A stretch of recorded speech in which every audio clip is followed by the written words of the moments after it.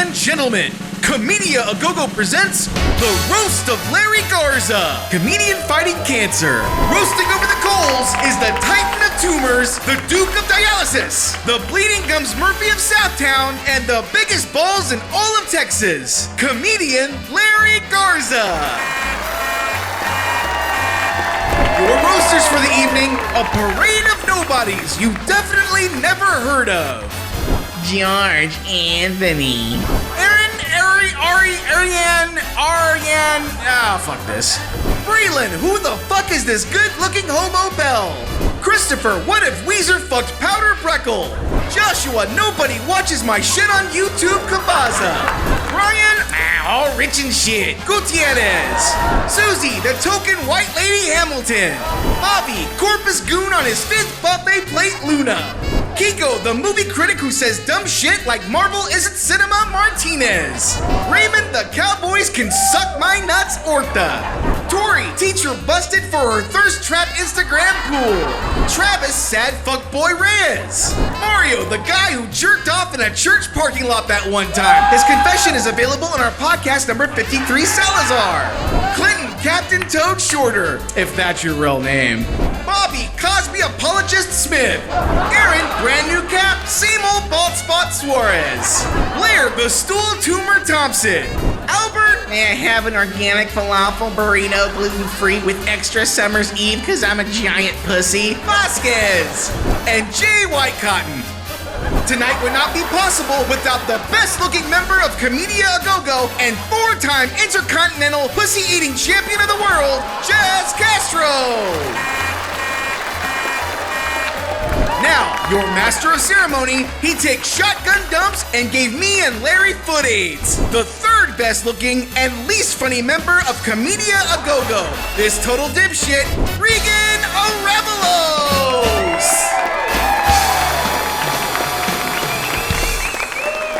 Oh man, thank you everybody for coming out here tonight. It's gonna try to get through this without crying, you know. Welcome, everyone. Welcome to the Roast of Larry Garza. Yeah. I know Larry is so incredibly happy to have all of you here tonight, for you to show him your love and support, and to thank you for coming. Some of you tonight will be going home with a parting gift. If you look under some of your chairs, actually some of you may find that you got COVID. You can thank Larry later. I cannot tell you how excited I am to be here tonight because I'm not. I'm not excited at all. First, we're at a super spreader event. Second, Larry's forcing me to be mean to people I love. And finally, if anyone knows me, during this time of the year, I'm usually traveling. I just got my passport renewed, but Captain Guilt Trip asked me to MC this overpriced open mic night.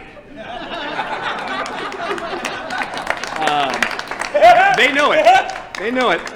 So instead of being in another country, listening to languages I've never heard of, I'm here on stage tonight surrounded by comics that you've never heard of. You seriously have no idea how much he wishes one of us was Gabriel Iglesias. Like, seriously, he absolutely wishes. We have a movie critic, we have a set designer, we have a chef on stage, not to be confused with some of the comics who have to get back to the kitchen to make you guys some fried pickles later. I'm kidding, because I know some of you recognize some of the comics up here on stage. I know someone's like, hey, isn't that our Uber driver? And yes, he will be picking you up after the show. Really, this could be a TED Talk on the futility of doing stand-up comedy for 15 years, or how to get no one to listen to your podcast in 12 easy steps. There's way too many people up here, seriously. It's gonna be a long night, and unfortunately, because we aren't doing this at Larry's funeral, he'll know if any of us leave early.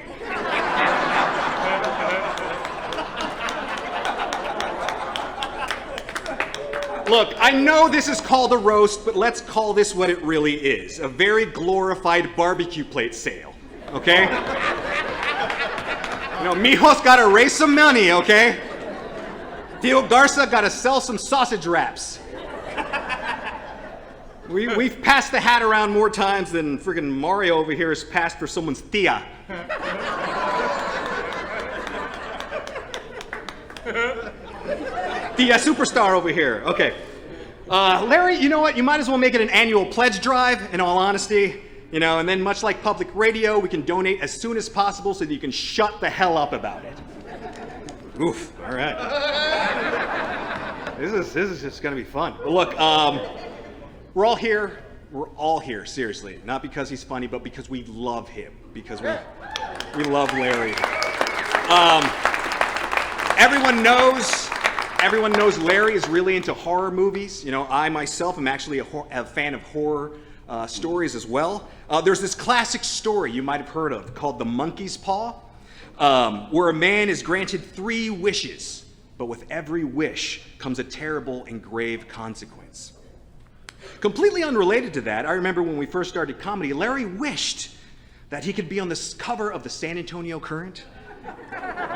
He wished that TV news would do stories about him. And he wished that he could sell out the LOL Comedy Club. And look, all 3 of those wishes came true, and fortunately, nothing bad had to happen. Wow. It's amazing how that worked out. But it's my privilege to, without further ado, bring to stage the guest of honor tonight, Larry, who was one funniest person in South Texas, which is about as tough as winning prom king at St. Gerard's. That's the joke to like who really knows Larry. Apparently now he goes by the comedian with cancer, which I guess is better than that Mexican comic with the beard. But please, get out of your seats and make some noise for the comic with more GoFundMes than comedy albums. Ladies and gentlemen, Larry Garza!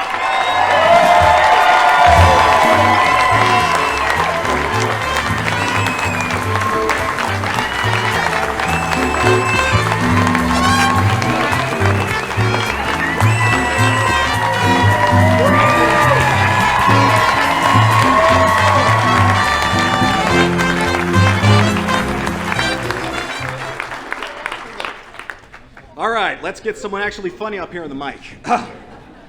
Our first roaster of the night is the first of many comics that says that they are from Austin. But it's easy to see that George Anthony isn't from Austin because just look at him. I love George, honestly. I love George, but since Larry's forcing me, I will say that he looks like the Fantastic Four character, The Thing, but like if he didn't turn fully into stone, except that George's only superpower is making Josh Cabaza believe that they are really friends. Put your hands together for the realest person on the stage, George Anthony.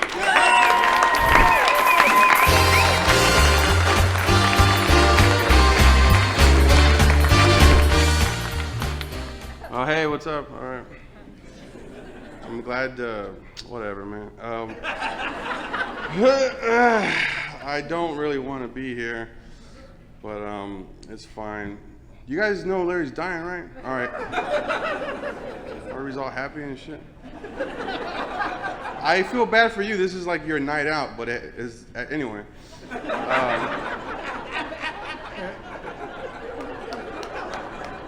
Just fucking sad people.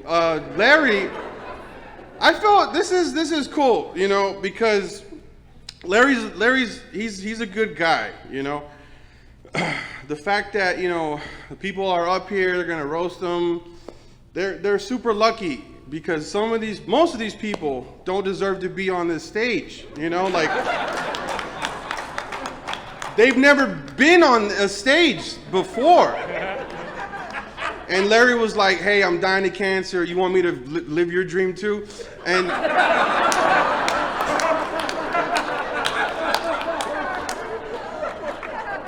And I just think it's fucked up that he went, you know, he goes above and beyond. That's all I'm gonna say. I first met Larry in 2011. We were both at the comedy club. We were both cheating on our wives, and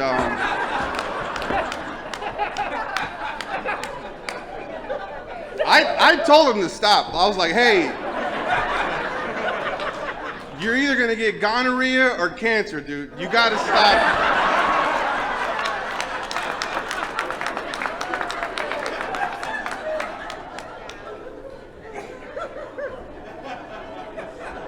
I know some of you are like, fuck.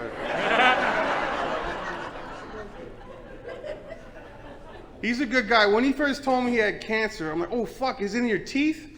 And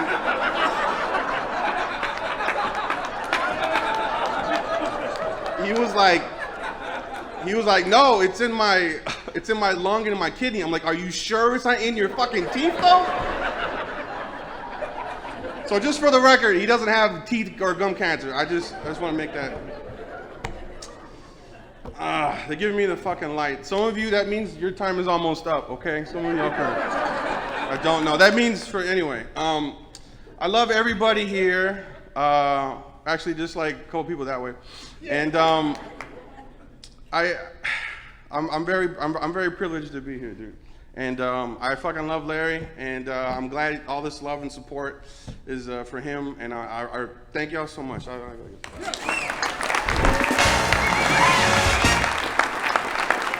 Our next comic, Aaron Suarez, is the second of many comics that say that they are from Austin. He seems like a really nice guy, but he looks like the kind of guy that lets autocorrect do all the heavy lifting. I mean, seriously, I 100% guarantee you that he can't spell restaurant. Which is tragic because most of his comedy shows take place in one. Ladies and gentlemen, give it up for Aaron Suarez. San Antonio, what's up? What's going on? Joke's on him, I fucking typed out my set, so fuck him. It's good to be here in San Antonio. Love San Antonio. A lot of people don't know this, but San Antonio has amazing comedic talent. Really, it does. Unfortunately, Raul Sanchez couldn't be here tonight. You know? So we got these dickheads.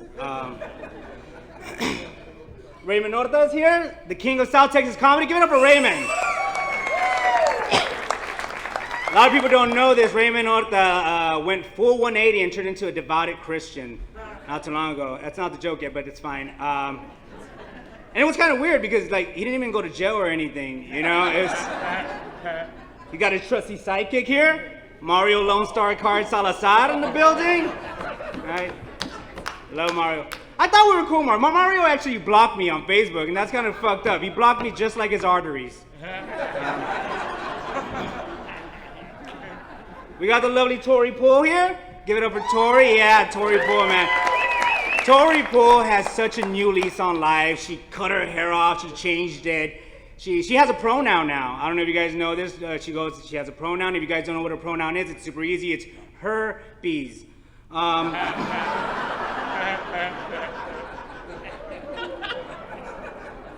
Just like a lot of you, I've been following a lot of Larry's health updates, and I remember I came up to a memory where he had a tumor removed, and holy shit, you should have seen the size of this fucking thing. It was the size of Clinton Short. So it wasn't that big, you know. But now let's get to the man of the hour, man. Larry Garza, man. I've known Larry for about 8 years. 8 years ago, I started doing comedy, and when I first met Larry, I thought this guy is a fucking monster. I saw this guy kill stages, like all over Texas. He killed stages all over the nation. The only stage he couldn't kill was stage 4.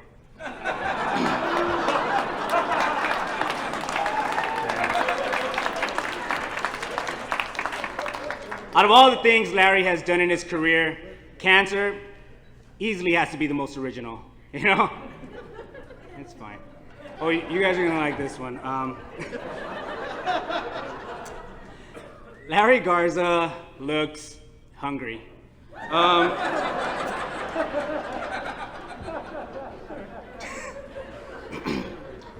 Regan said, a lot of people know that Larry Garza is a big film buff. In case you didn't know, he loves scary movies. One of his favorite movies of all time is the Texas Chainsaw Massacre. He's a big fan, yeah. He loves Texas Chainsaw Massacre because he loves that character, Leatherface, right? He loves Leatherface so much, he paid actual doctors to make his stomach look like him. That's it's crazy. But in all seriousness, it's a great honor to do this for my dear friend. I looked up to him. He's technically a mentor to me. Always there when I needed him, and it's just an honor to be here. Love you, Larry.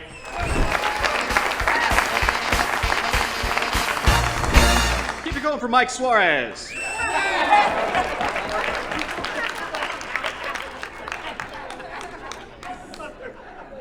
Our next roaster, Susie Hamilton, is a beloved member of our sketch comedy group, Comedy A Go-Go.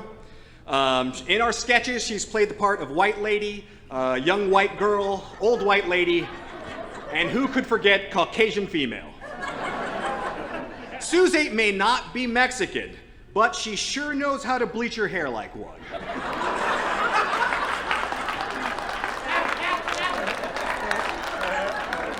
In San Antonio, we call that color Tejano gold.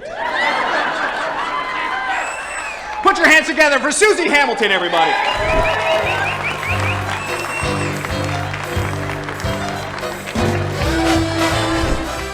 First off, I want to thank Larry for including me in this.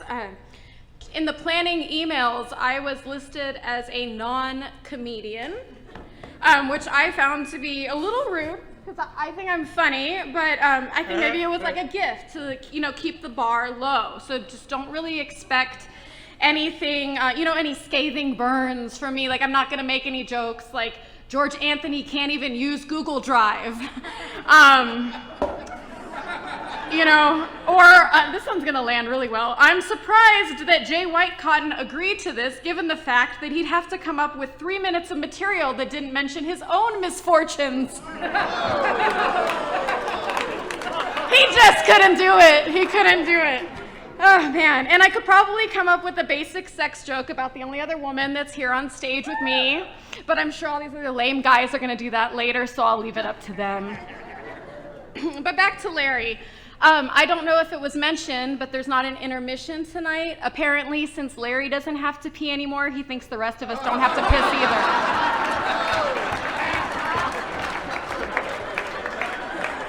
But anyways, for all the West Side, for all the hood, all the tough kid stuff that Larry loves to build his image around, I want to point out a few things. First off, this motherfucker had a job. A full-time job, the kind of job you quit to have cancer treatments for, okay? Most of us on stage don't even have that. The second thing I want to submit as a piece of evidence is that I'm pretty sure that he has had more than one car loan, and it did not have a license plate frame that said drive time. Furthermore, Larry has, are you ready for this? A motherfucking mortgage. Mortgage. He owns his house, and he didn't even have to marry a white girl and use her credit to get it.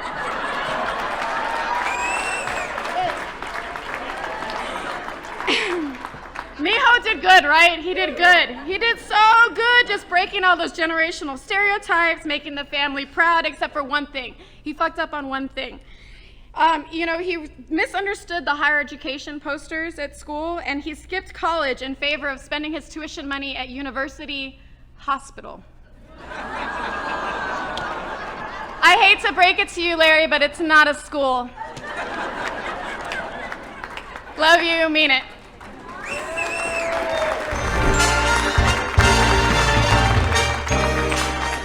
Okay, ladies and gentlemen, throughout the night, we're going to have some special video messages that were made and sent in by some of Larry's dearest friends that couldn't make it in today, unfortunately. So let's go ahead and show one of our first video messages to Larry.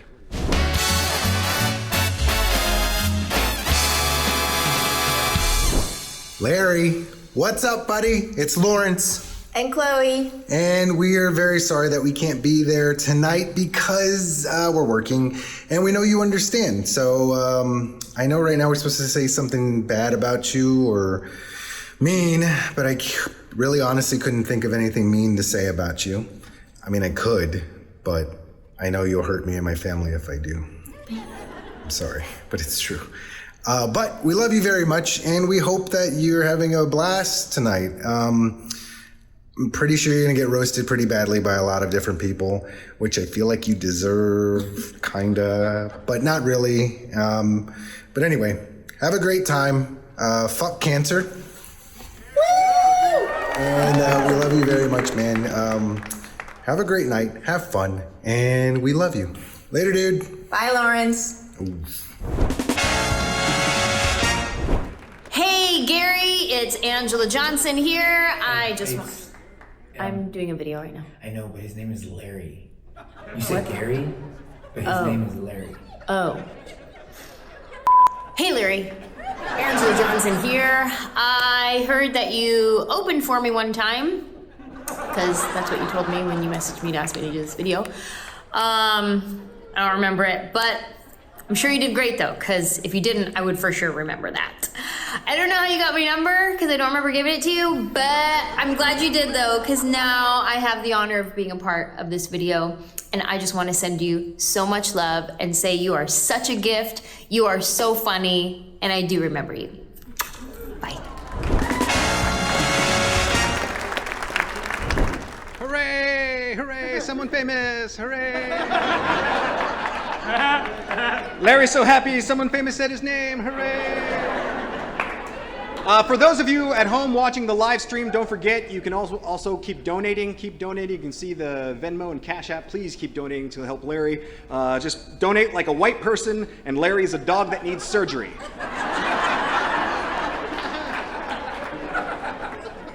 Speaking of white people, our next roaster is Braylon Bell. Braylon, all right. He may look wholesome, but his stand-up comedy set list includes jokes titled Registered Sex Offender, Stillborn Baby, and Mom Sex. I don't want to make Braylon too much fun of Braylon, or else he'll give me what we call in the show business the Sandy hook. Give it up for this potential mass shooter, Braylon Bell!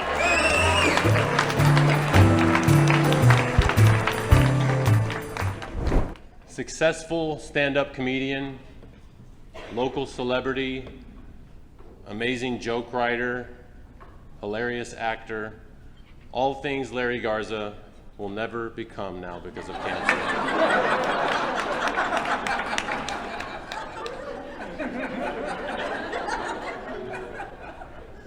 Now, in my opinion, Larry Garza is easily one of the comedians in San Antonio.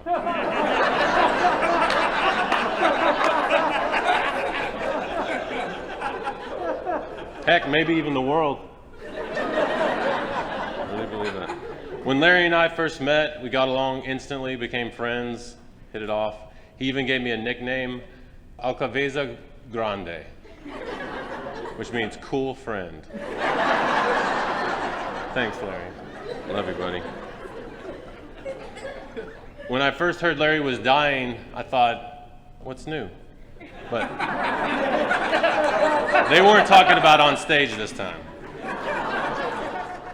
They said, no, he has this huge cancerous growth that he just, no matter what he tries, he can't get rid of. And I said, yeah, I've met Regan.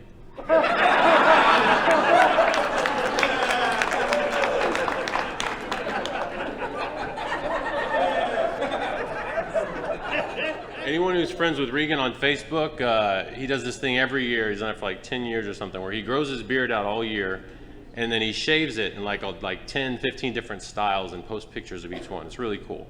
But I still think my favorite beard of his has got to be his wife.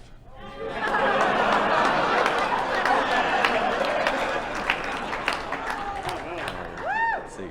Larry, actually, you posted recently on Facebook, you've been having a lot of gay dreams recently. Yeah. One thing he failed to mention is that they were all lucid. Those are the dreams you control, by the way.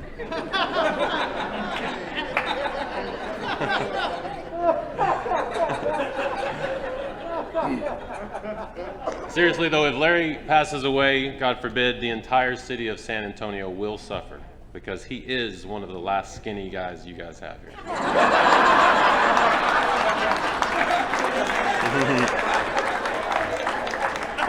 Let's be honest, Larry. You're really skinny. You look like a Mexican crackhead. You look like you smoke ice and are also afraid of ice.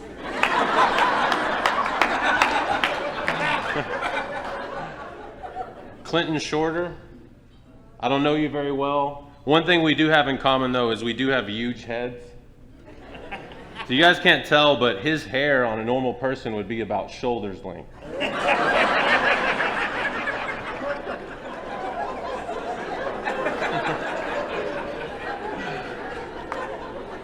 Me and him are the only guys in here who know what it's like to have to pay for 2 haircuts. All right?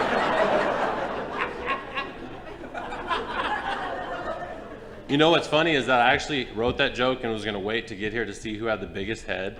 And everyone here has a gigantic head. I couldn't decide. I really couldn't, so. Avery Moore was supposed to be here tonight. She had to cancel because she caught COVID, which, come on. That didn't stop me. I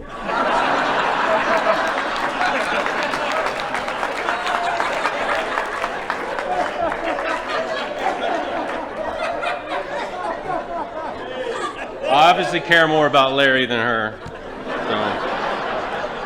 I'm kidding, I don't have COVID, I don't. I avoid getting COVID the same way that Mario Salazar avoids getting STDs. We just are very, very careful to never get tested. All right, in all seriousness, thanks for letting me be part of this, Larry. I really appreciate it. You're an awesome person, an awesome friend, an awesome father, an awesome human, and I really appreciate it.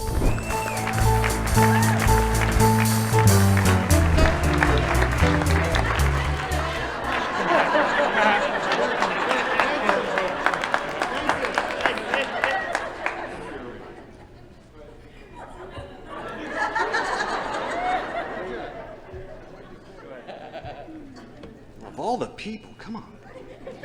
Our next roaster is Blair Thompson. Yeah, get ready. He forgot.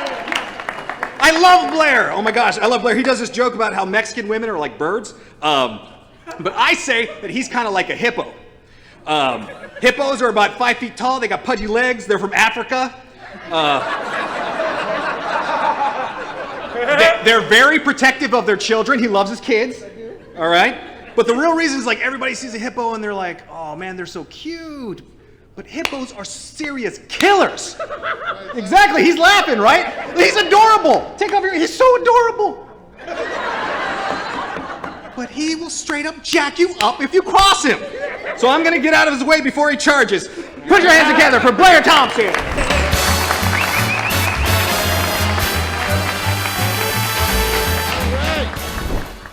I'm a little upset.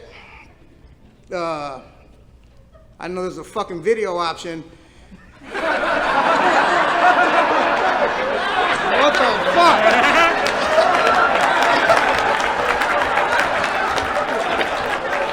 Some fucking bullshit. I could be home right now.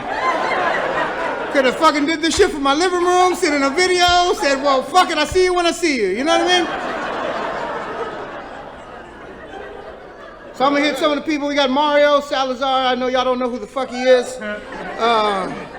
Mario's a comedian and he books shows in the Valley. A lot of us that are comics have performed in the Valley, but you have not performed in the Valley until Mario's paid you and then asked you to borrow that same money to buy cocaine. That's how you know you've performed in the Valley. Raymond Orta is here. Raymond Orta is he's the most popular unknown comic. He's a oxymoron. He's a tall Mexican with Jew curls. Bobby Smith, that's my man. Back there, Bobby. Bobby has left comedy more times and came back than a battered baby mama.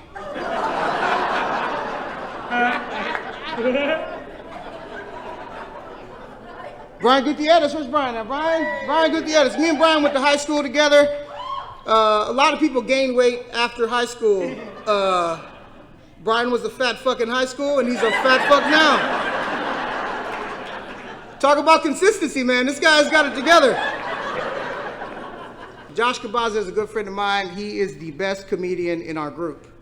Out of myself, George Anthony, Raul Sanchez, and Josh Cabaza, he has more talent in a single joke than we have in our whole career. And if you know Josh, that's complete bullshit. He's terrible. Travis Reyes. Travis is my guy. Travis has had more tragedy in his life than anyone I know. He's a walking Shakespeare play.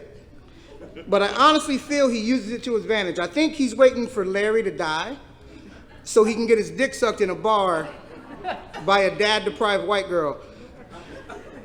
That was funny. Fuck you guys. Fuck you. We're gonna get tight.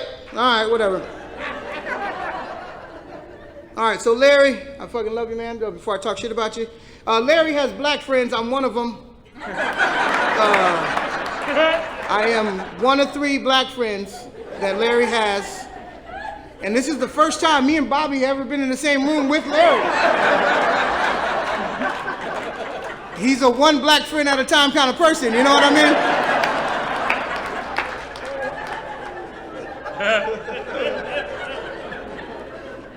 Larry's had a great career with Comedia Go-Go, with Regan and Jess, and a bunch of other fucking people. I don't know who the fuck they are. Larry's my guy though, man. I watch Larry's videos on Instagram, and you know, he tries to update us with his stuff that's going on and about the procedures and stuff. And I try really hard to give a fuck, but I don't. It's too technical, man. What the fuck is a sangiopap? I don't know. And why should I give a shit? I want to care. But in all seriousness now, I'm trying not to cry. I do love you, Larry, man. You are one of the realest and honest dudes I've ever met in my life, bro. Larry's a dude that will talk shit about you while you're standing there. And I fucking appreciate that. I love you, man, and many more.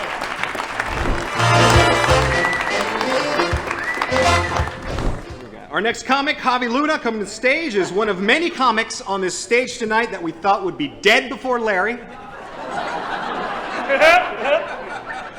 He is a ghastly illustration of the torment that the human body can take.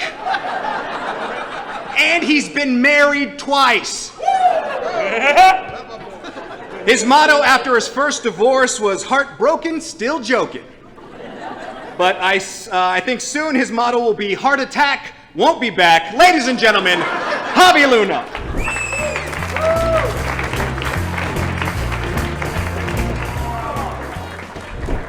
You're doing so good, bro. Like, this is the most I've ever heard you talk on the mic, bitch. Y'all know him, right? Like, hardcore Larry fans. He was like less than 1/3 of the Larry and Reagan comedy duo. They had a partnership. Larry was the comedy and he made it a duo. He was the straight man of the group, and I'm not gonna finish that joke because I'm not fucking 12 years old.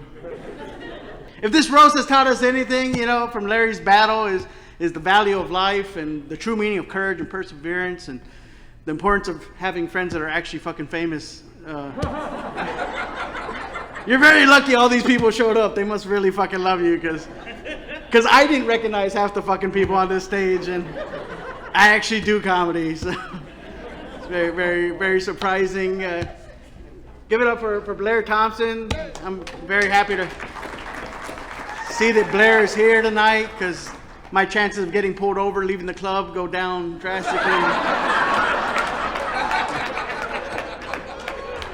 And he wore a suit too, man. Like, he looks like he's going to court. And Kiko looks like his public defender. Braylon's the assistant DA that wants the maximum penalty. He might fucking get it. I don't know. It's gonna be a close call for him. All these fucking guys dressed up. Fucking George Anthony looks like Pitbull with hair and a thyroid problem.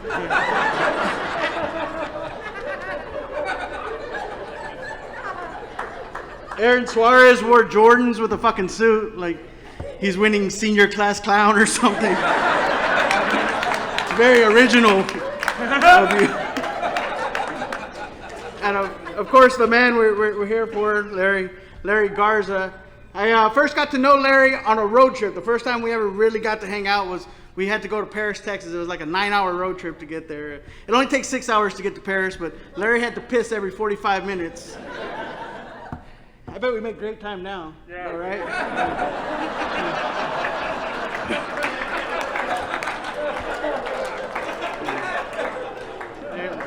Larry's good, man. I admire Larry as a person, but as a professional, as an entertainer, you know, he does it all. As far as he embodies the word comedian, you know, he does stand up, he does sketch, he does podcasts. He's hosted several events, burlesque shows, beard contests, numerous tumors.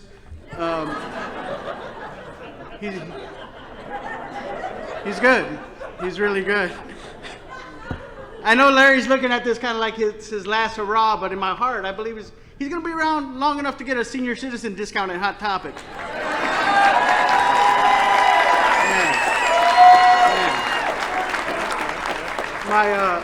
My fondest memory with Larry is we were doing a show in Phoenix, and we were both flying back on standby because we're fucking rock stars. And we both kept getting bumped from our flights, and every time we got bumped, we would text each other and meet up somewhere else in the airport and just hang out, kill time. And we're lucky we didn't get like fucking TSA called on us, right? Because he's got the fucking beard and shit, and like suspicious, you know. Not me, you know, because there's not a lot of obese terrorists. They don't make suicide vests in 4X, just C4. And, we must have said goodbye like 5 or 6 times that day. And Larry, man, I hope, you know, life ends up being like that day in the airport, and I hope I get to keep saying goodbye to you many more times.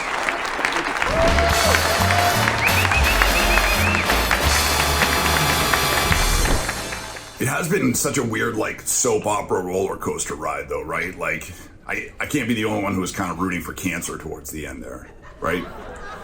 Anyway, let me know when you guys are rolling. Oh, hi. I didn't see you there. Hey, Larry, just wanted to record a quick video to let you know that I can't really participate in the roast this year. I was, like, trying to write a couple jokes about how, like, you know, Travis Reyes found all the weight that Jay White Cotton lost. Like losing weight was going to solve White Cotton's likability problem. And a couple lame jokes about, well, basically saying anything about Tory Pool's sex life. And then I sat down to, like, write a couple, you know, roasts about you, and I realized I wasn't sure if you were, like, you know, Mexican or Colombian or some other, like, weird mud race, Canadian, Arab, and I got all sort of wrapped up in my anxiety about that, you know, about like using the incorrect slur. A white man being comfortable, totally comfortable being racist, but worried about being incorrectly racist. We call that white darkness. Anyway, so I'm just gonna play you a little inspirational tune that is off my first record. My first record called the Steve Miller Band. So here you go.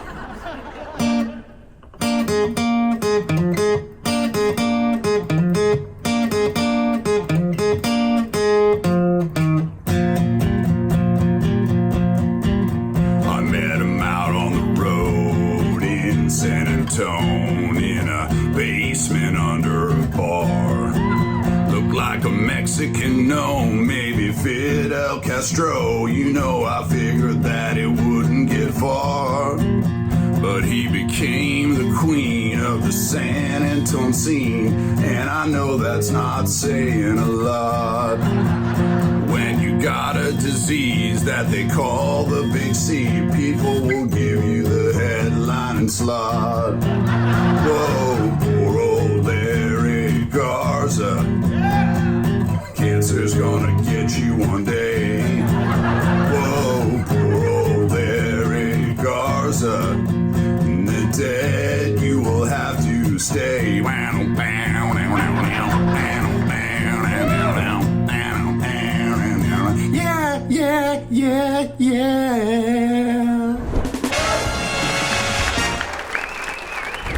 Thank you, everybody. And once again, for all of those watching, make sure you can still keep donating to his Cash App or that Venmo account to support Larry Garza.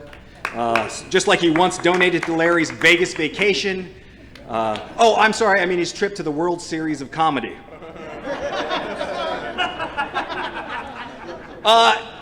Our next roaster, if podcast episodes that no one listened to were dollars, Josh Cabaza would have $362.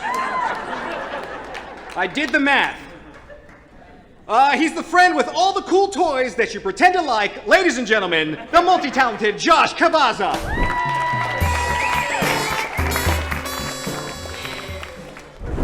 Thank you, Regan No Webbles. Regan is actually Larry's first tumor in comedy, everybody. I found one silver lining about Larry dying. Yeah, and that is we get to bury Regan's comedy career with him. So that's... You get to take it to the grave, Larry. Regan, at least you get to say you stood on stage while Larry did stand-up comedy. It's a good feeling.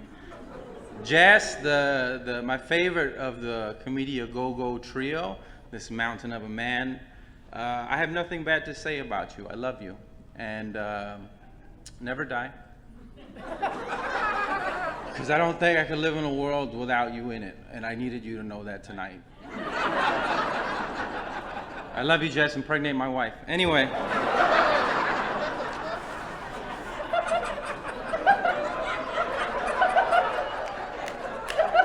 Amen. Larry, I'm sorry about your diabetes. You look great, though. Who does your chemo? Tim Burton, huh?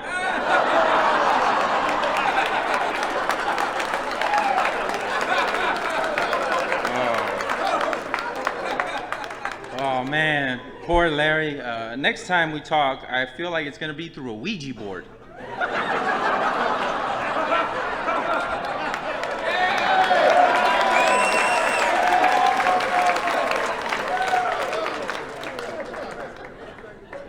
Larry, I want you to know that you're like family to me.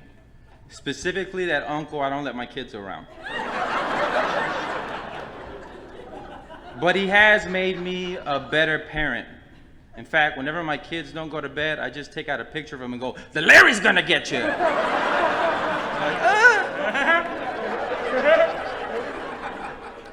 Larry has more moles than the average retirement village.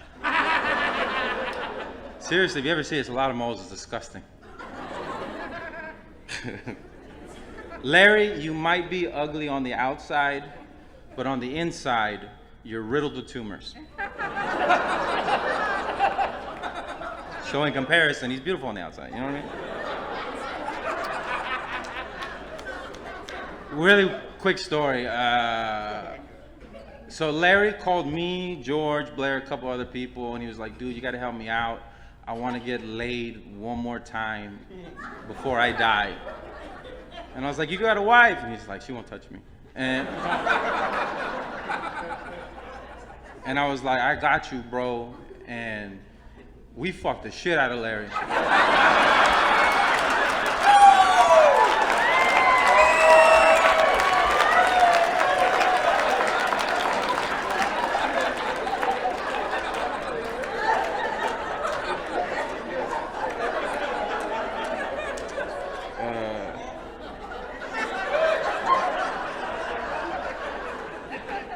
A few people know this. Larry is donating his body to science after he dies. They want to know how he got all that ass inside them. You got to see me shake it, everybody back here. Two more. All right. His nurses said that they have to use super fat catheters because Larry has loose ass dick hole.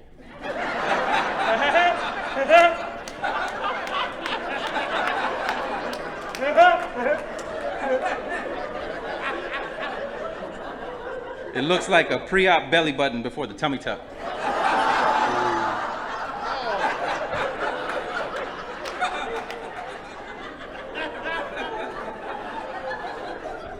Larry, I hate how your comedy tore us apart, but I love how your cancer brought us together.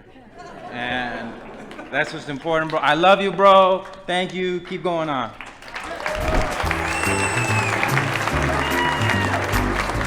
All right, so our next roaster, back here, Albert Vasquez. I don't know if you can see him. behind me, Albert.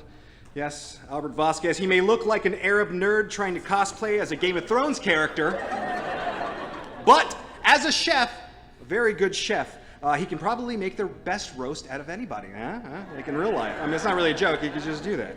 But I'm pretty sure Larry invited him to make it look like he at least has one Middle Eastern friend. Give it up for Albert Vasquez.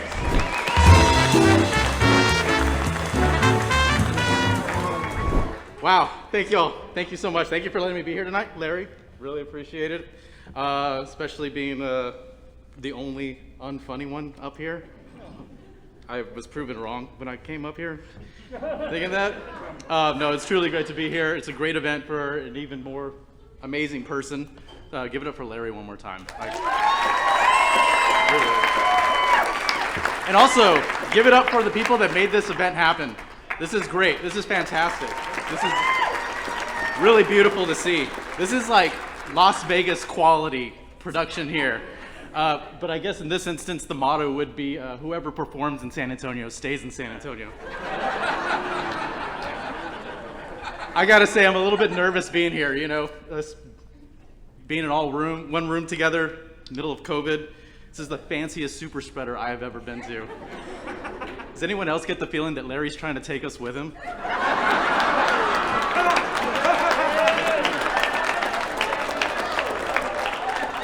But truly, I'm amazed by the level of support here tonight, and also the level of support, you know, from the very beginning.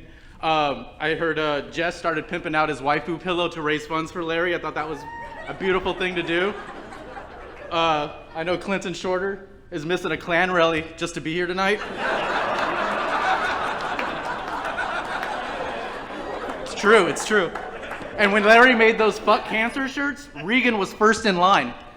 Not to buy a t-shirt, but to fuck Larry's cancer because it's only 5 years old.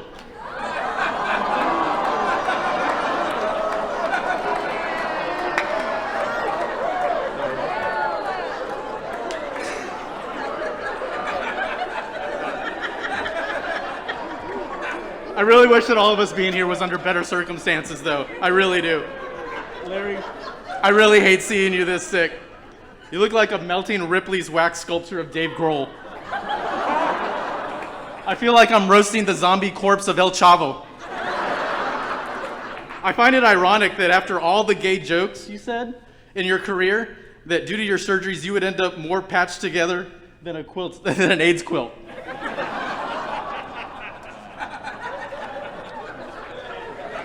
That didn't land. Man, why did you have to go and get cancer? As if being a San Antonio comedian isn't bottom of the barrel enough. Is being both ugly and balding like too tame for you? If you wanted us to feel bad and give you money, you could have just made a sequel to Blood Cousins.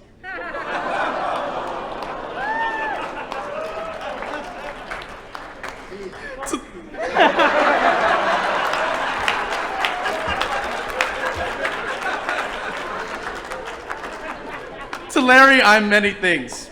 A sissy, the guy with lupus, a possible terrorist, and all of those things are true.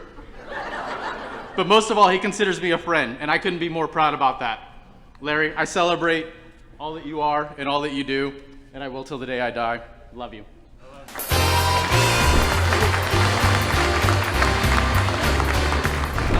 Our next roaster, Clinton Shorter, back here. Seems like I've never met him before. He seems like a really cool guy. No clue why he's here. I got nothing mean to say about him except he looks like a Funko Pop version of Ron Perlman.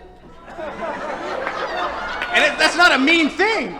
Like seriously, if you haven't, you should cosplay as Hellboy. Please cosplay as Hellboy. I will help make that happen. It's not a bad.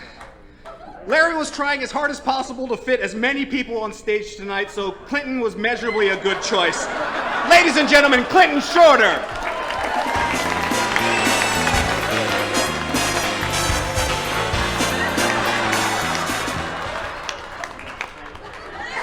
This is bullshit.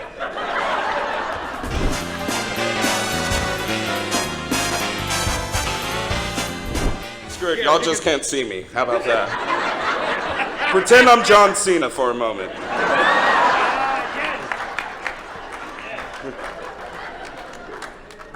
We're here to celebrate and roast our great friend, Larry Garza.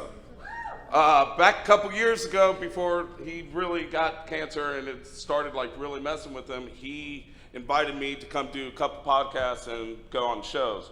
Unfortunately, I wasn't able to make that because I had a really bad rollover car accident. I rolled the truck about 4 to 5 times. Larry immediately called me while I was in the hospital and he says, "Did you have your seatbelt on?" I said, "Yes." And he was like, "Were you in your booster seat?"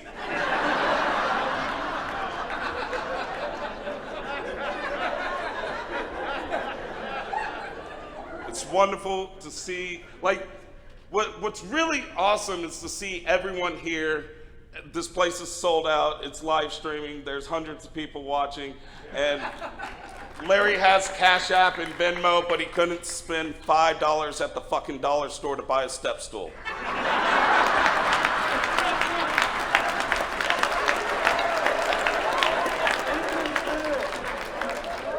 So happy to see everyone out here to support Larry, seeing Larry, his family, getting to speak with them, and also the rest of whoever the fuck y'all are. So great. He asked us to dress up really nice. As you see, we dressed up really nice, except for a few of us. The Chargers would have dressed up nice. Chargers are the best team in the league. But I didn't have a suit or tie to really, like, everyone had their dresses, everyone had their suits and ties. I didn't. So right before we had to be here, I rushed to the nearest Build-A-Bear.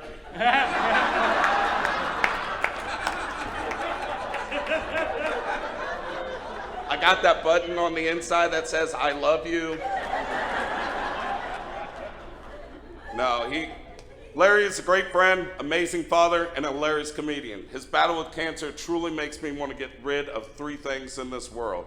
That's cancer, world hunger, and Aaron Suarez comedy.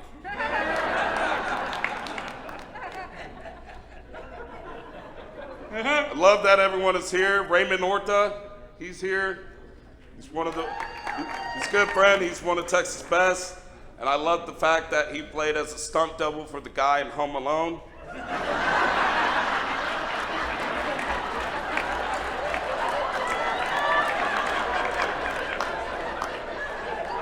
George Anthony looks like Blake Griffin's and Carlos Mencia's Down syndrome love child.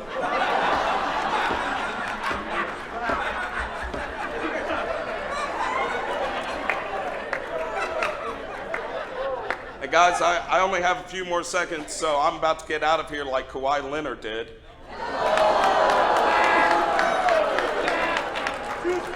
Go Houston. But guys, in all honesty, Larry, you've been a great man. You've been a terrific father, a terrific husband, and a great comedian. And I'm so proud to call you a friend. I'm so glad you're here. You're going to be here for a lot longer than I am because I'm about to fall off this stage. So thank y'all very much. Thank you.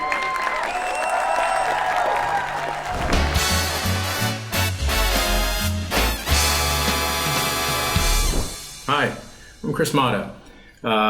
Very good friend of Larry and Comedia Go-Go's, and great bunch of guys. So it's terrible to hear that they've lost one of their good ones. And my neighbor Jess, because he's so busy with the YouTube stuff. But then there's also Larry, and it's interesting to note that usually when a comedian dies or goes missing, other comedians fight for their schedule, their gigs, their dates, and they also fight over who's going to get what joke. And that hasn't seemed to be a problem for Larry. I haven't heard anything about dates or any jokes. We just kind of, I feel, just want to let them die with him. This is what he looked like before, and this is what he looks like now. When I heard that Larry had cancer, I just thought, he's still alive. We need to stop putting it in the past tense because he has it now. And it's only right that we say had when he does die. And at least we're in this, taking the steps in the right direction, which, he will be gone at some point, but hopefully it's not before he gets to see this. All joking aside, Larry, I love you, and you're just a great guy and a really, really funny, one hell of a comic. What's the guy's name? Larry. Larry what? Garza. Larry Garza.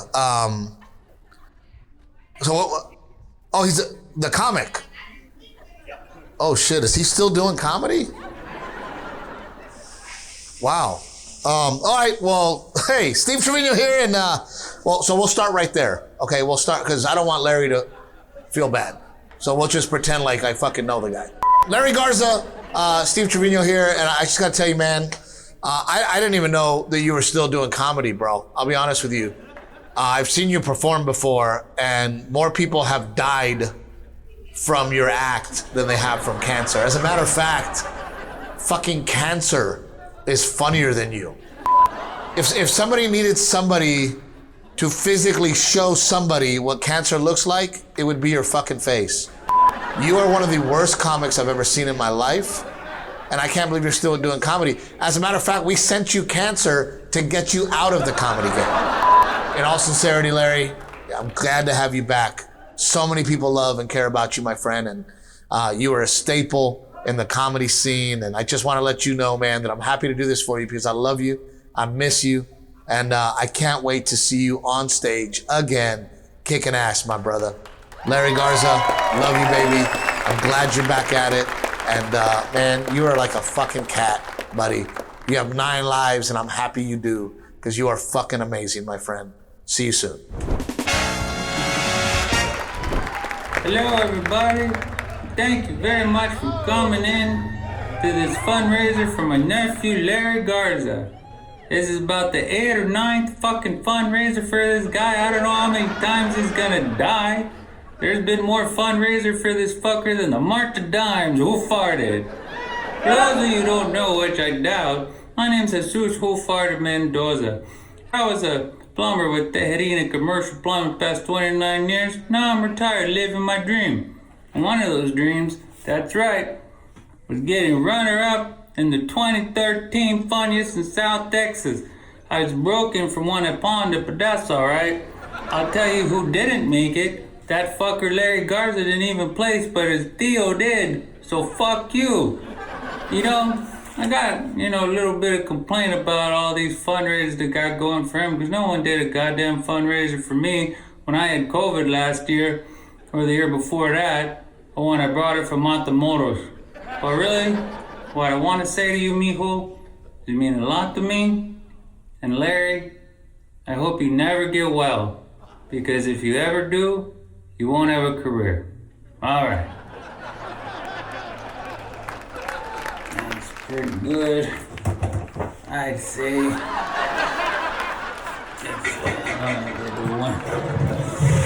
Oh, shit.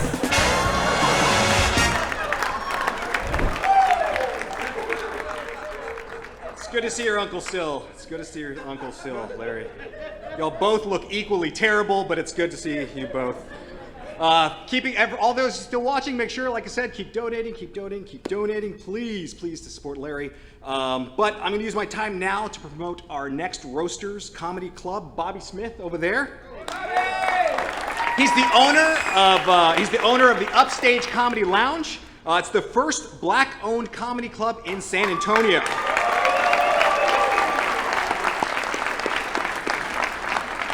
I'm super, super proud of him for doing something new in the comedy community because he's been telling the same old R. Kelly jokes for the past 20 years. Put your hands together for Bobby Smith.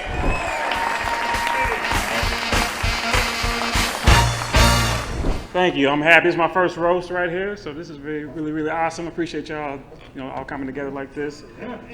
Appreciate them putting me after one of the best comedians in the nation. I'm not talking about Steve Trevino's bitch ass. Jesus Who Farted Mendoza. Yeah, give it one more time for Jesus. I don't know, man. Shout out to this table right here. You look like a walking Chris Fonseca right here.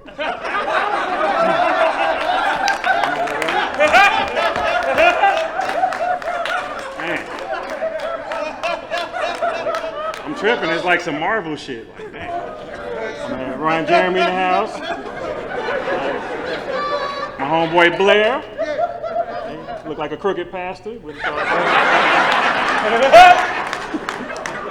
boy George Anthony. Yeah, he parked my car earlier. I appreciate that. Yeah. And Josh looks like he always looks like he touches kids. All right. All right. This table looks beautiful too. Give it up for them. They just like a bunch of retired porn stars right there.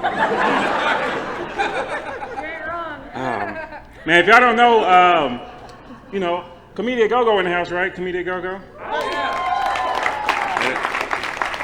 Well, I gotta give them love. They're the first ones I met when I started doing comedy. Okay, and I feel like they really embraced me. Fun fact, I was the first black male in Comedia Go-Go. Is that a fact? First black male. They embraced me. They got rid of my ass in like 25 minutes, but I was there. I made history. Bro, they really embraced me. They made me feel like, you know, Farrakhan trying to get into a Klan meeting. It was a lot of love. Okay, but now Larry always showed me love. He was always, you know, trying to lift me up, trying to help me with my confidence. He inspired me the first time because he let me know that, you know, no matter what age you are, when you start going bald, it's. So I appreciate that, Larry. I always want to tell you that. So this is real. I've been thinking about getting a Larry Garza tattoo. Yeah.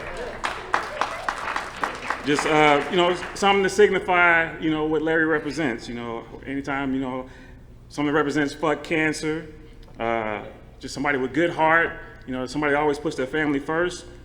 I'd asked my 80-year-old grandma, though, I asked her what she thought, if it was a good idea, and she said in one word, it'll be gay. And I was like, that'd be perfect for Larry, you know, that'd be but yeah, man, I just want to just let Larry know that I've always appreciated you. You've been my brother. Anytime I need to talk to somebody, I can always go to Larry, so I love you. From the heart, you know, God bless you. Thank you, guys. Our next roaster, Kiko Martinez, right here. Hey, Kiko. Actually, Kiko and Larry have a lot in common. They both don't go by their first legal names. They both have had kidney cancer. Right? They both have had a kidney removed. And they both actually have the same back injury from having to pick up all the names they drop in any given conversation.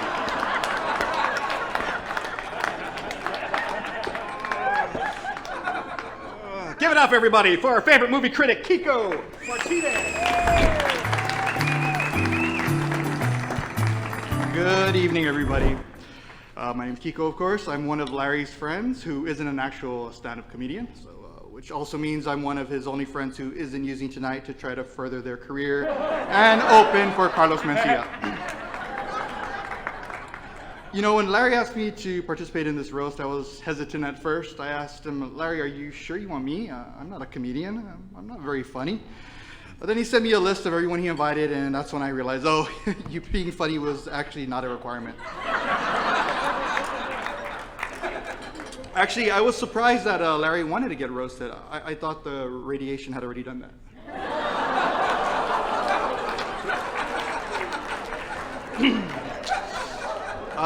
The first time I met Larry was in 2016 when I wrote an article about him for the San Antonio Current, and he had just been diagnosed.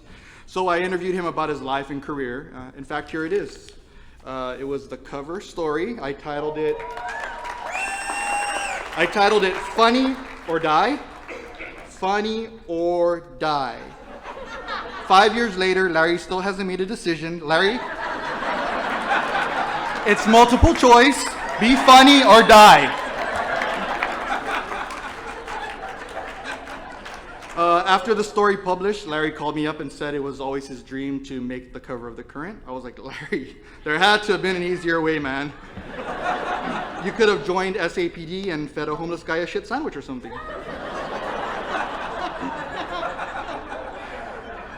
The truth is, through Larry's cancer fight, he has bravely been willing to serve as the face of this awful disease. Unfortunately, once cancer saw his face, it politely declined. Hemorrhoids, however, remains interested. But really, Larry is an awesome guy. I'm not a comedian, but we have a lot in common. We're both family men. We both have a dark sense of humor, and we both are Spurs fans.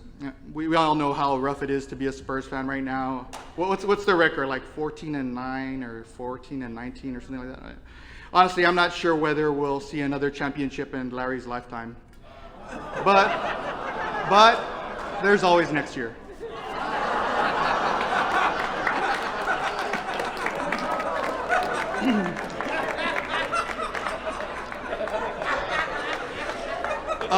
Another thing Larry and I have in common is our love for movies. Larry is particularly a huge fan of the horror genre, which is why he doesn't get offended when every time he enters a room, he's met with a jump scare. At this point, Larry is nearing his dream to play a corpse in a Rob Zombie movie. Yeah, I know, that's fucked up. You know what else is fucked up? After sending out positive vibes to Larry for the last 5 years, I ended up getting diagnosed with kidney cancer too. True story. Last April, it was a shock. And I was a bit pissed at Larry. He didn't tell me kidney cancer was a sexually transmitted disease. Thanks, Larry.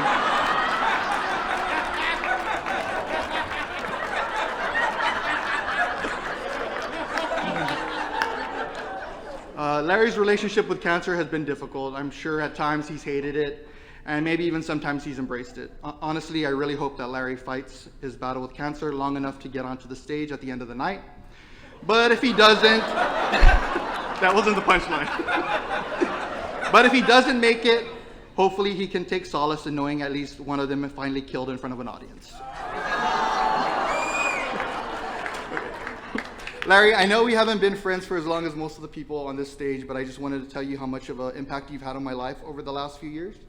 You didn't hesitate to jump on the phone with me when I got my diagnosis and talk me through everything. So you're selfless, you're courageous, and above all, you're goddamn hilarious. So thank you for letting me be part of your night.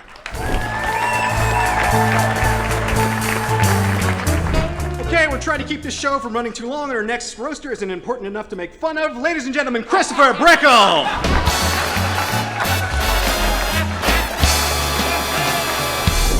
Thanks so much, Regan. Just learned your name. I'm glad that we are finally doing this. For someone who likes slasher movies so much, Larry really knows how to drag on a death.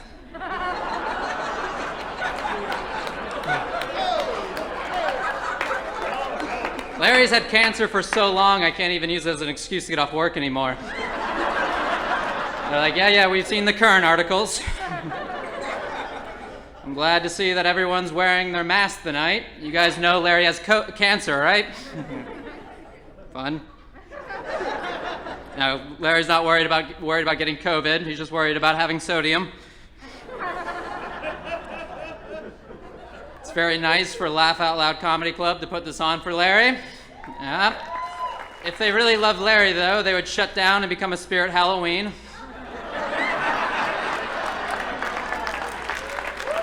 All right, let me get through this. I only have 3 minutes, and Larry only has 2 left to live.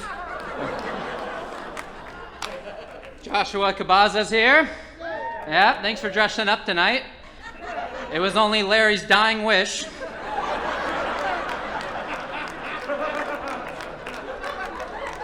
Joshua Cabaza is a stay-at-home dad who's recently invested in Bitcoin, so now his money is as real as his job.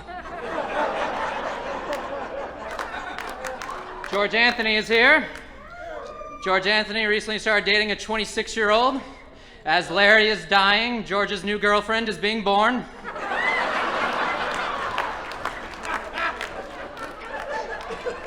Blair Thompson is here. Blair Thompson's been doing comedy for a long time. He's never been on TV, but he sells them in real life.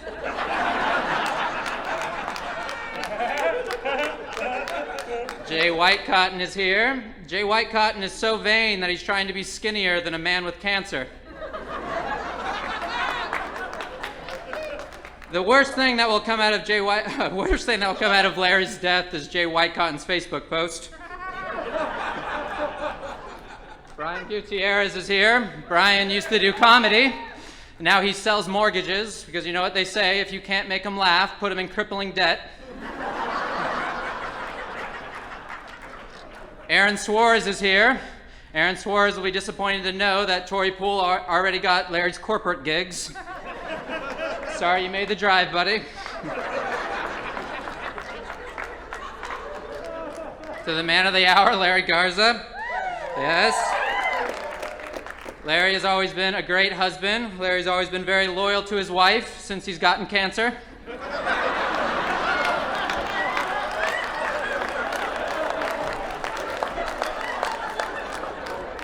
As you know, Larry's favorite movie is Texas Chainsaw Massacre. Yep, he doesn't want to be cremated. He wants to be sawed in half.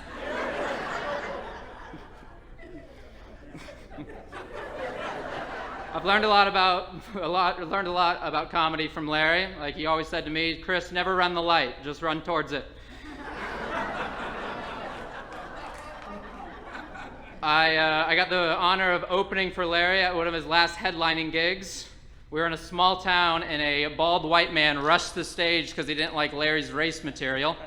It was a crazy night, but I'd do it again.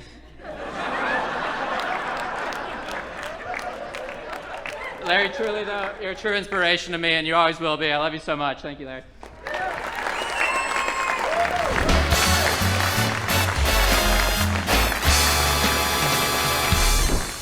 I'm Bryan Passane.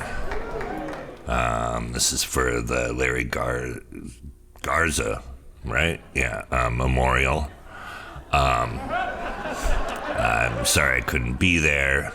He wanted me to roast him, but I feel awful about this situation, and I'm not really a roast comic, and I've done like 4 roasts, so maybe, but no. I've known Larry was sick for a while, because I follow him on social media, and when I worked with him there at Ha-Ha's or whatever the fuck.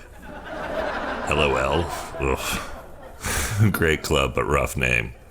Well, not a great club, but a rough name. The last time I was there, we really bonded. You know, we're horror movie fans. We immediately hit it off. I feel like I've met him before when I was in San Antonio. I've only been there a handful of times. Don't really like it. But you guys can live there. That's cool. Plus you're in Texas. Yeesh. We've remained pals over the internet, through social media, and you know, I've been aware of his sickness because, Jesus, is that all he ever posts? Oh, I'm sick. Dying. Oh. Like, how about going to a movie or posting something fun every once in a while? God, I feel so bad just making jokes, but it's what we're supposed to do, right? At least I'm not there to see people going, oh, God. When it gets rough. Larry made me laugh, and Derek Sheen, another buddy of mine, we came out there together. We hit it off with Larry right away. Had a great weekend. And then we were with another guy. You know, why Larry? Why not that other guy?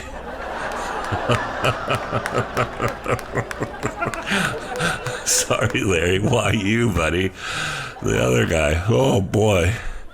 I hope he's not here. Are you guys friends? Chicken nuggets. Oh, Jesus. He should have died on stage. The good Lord should have murdered him. But I digress. I wish I could be there. You know, if I was a better friend, I probably would be. But, you know, it's COVID and it's the holidays. And I don't want to die. You know? But You're the best, dude. I hope this is wrong. I hope you just continue to live. And, you're here for your memorial. What if we do like a 10-year anniversary of your memorial and you're still here? I mean, I hope that's what happens. Because so far you've been, beating the odds. And, this is a sad thing, but you're making it a fun thing. And I think that's really cool. And I hope your family has, only good memories and to know that these comics love you, man, and want you to stay, but I think this is a good ending to somebody who loves comedy as much as you do. I think the saddest thing about this whole situation is that I'm the biggest comic you know. Why couldn't you get you never met Stanhope? Stanhope would have done this. Stanhope's a way bigger name. I'm not even on Netflix anymore. You couldn't get a comic who's still on Netflix. You could get Whitney Cummings to do this. She does grocery store openings and shit. You couldn't get her to do a memorial video. Her hilarious take on a memorial video. What about the Schumer? no Amy Schumer, no Chuck Schumer. Oh man, I digress. I wish I could be there, pal. Cheers to everybody that's there honoring our man, Larry. I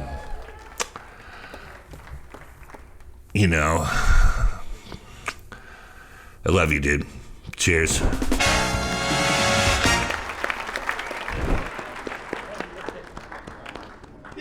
Someone famous! Yay! Someone famous said Larry's name. He was so happy to get that video. He could care less about everybody else on this goddamn stage now that he got that video.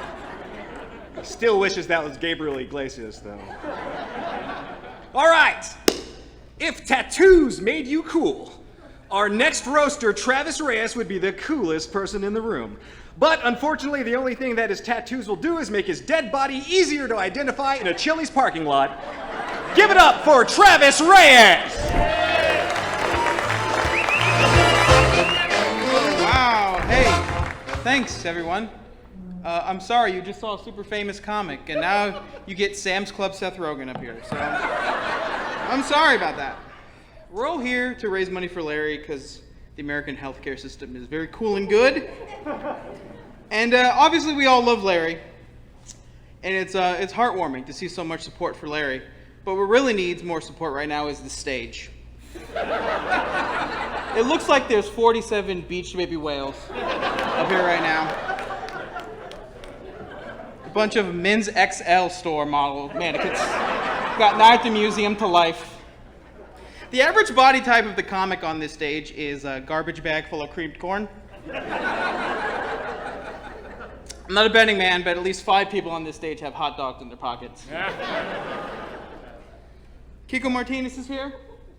He's a film critic for a newspaper, which is the only thing dying faster than Larry.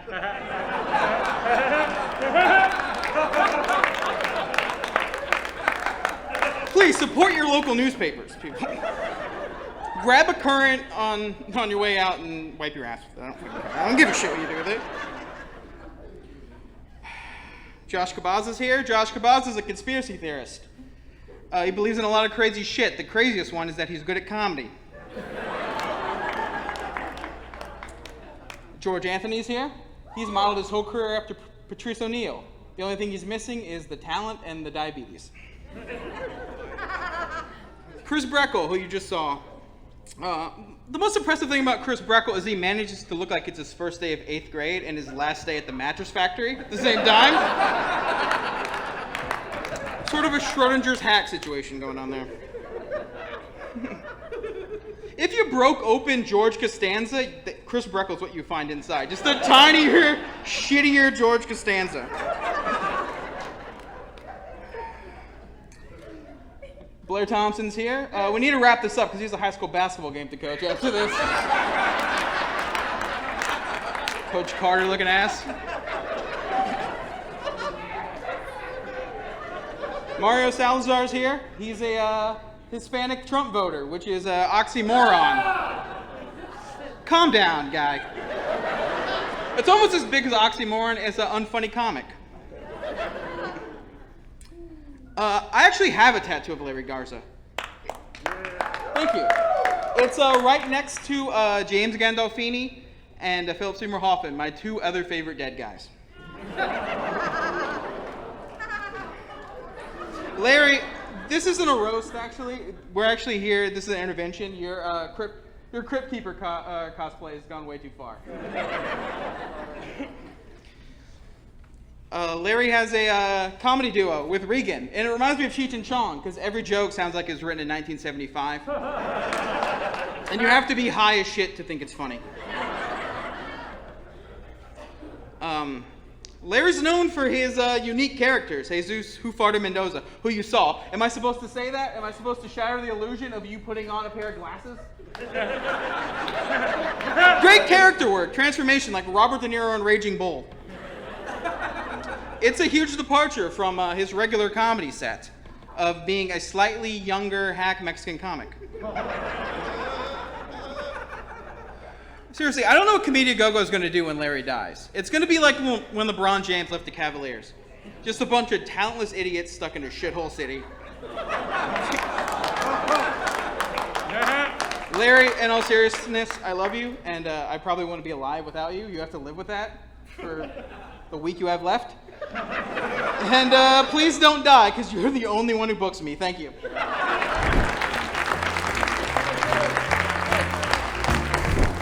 Our next roaster, Tory Pool, shaved her head recently to raise money for childhood cancer research. She shaved her head to raise money for childhood cancer. Come on, keeps making some noise for Tory. But unfortunately now her hair is at that weird point that I've accidentally called her Javi and Mario several times. Put your hands together for Tory Pool.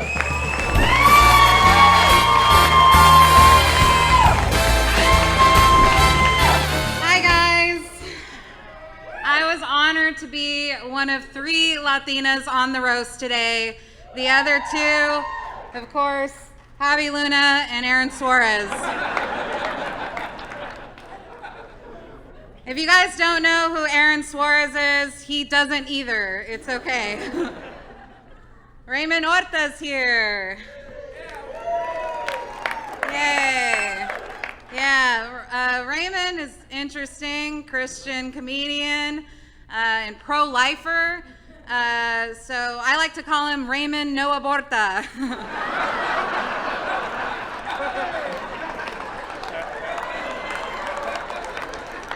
Hey Raymond, if you're here, who's blocking women's rights?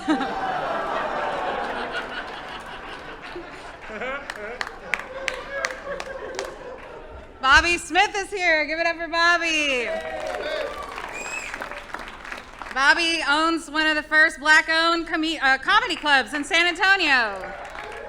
Yeah, and if you didn't know that, just talk to him for 5 minutes. You'll know. He will tell you. Bobby runs a cool comedy contest. The winner actually drove him here tonight. Christopher Brickell is here. Chris is one of my best friends. You guys might know he has crippling anxiety. I think it's because of whoever he's got in his freezer at home. If you could see his mustache, it's a murder mustache, guys, okay? George Anthony is here. One person? Okay.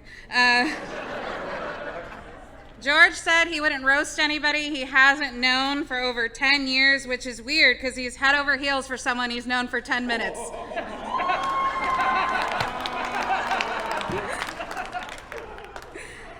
Josh Cabaza is here. Clap it up for him. No one? Okay. When I first met Cabaza, I thought he was rude and standoffish. It wasn't until years later I realized I was talking to George Anthony. Jay Whitecotton is here. Jay was one of my first mentors in comedy. Something he always tells me is that none of this is real, which is also something he just yells at people walking by.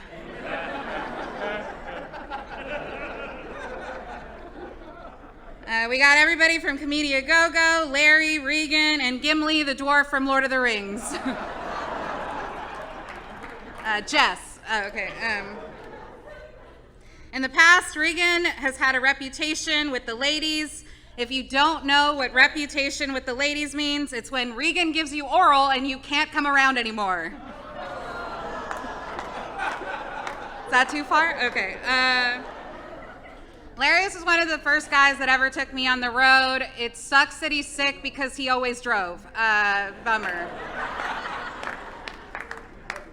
Larry's a big fan of Rob Zombie, and it turns out they have a lot in common. Rob is a vegan, which makes him look like a cancer patient, and Larry has cancer, which makes him look like a zombie. Larry has a ton of horror collectibles, from movie props to creepy dolls. Guys, Larry's not gonna die until we get rid of all these Horcruxes. It's okay, they're all in one place. The little spirit store he likes to call home. Oh man, Larry is on this super special renal diet, which means that he can't have things like avocado, potatoes, or bananas. It's a super bummer list. But Larry, I looked through it, and nowhere on there does it read Andy's pussy.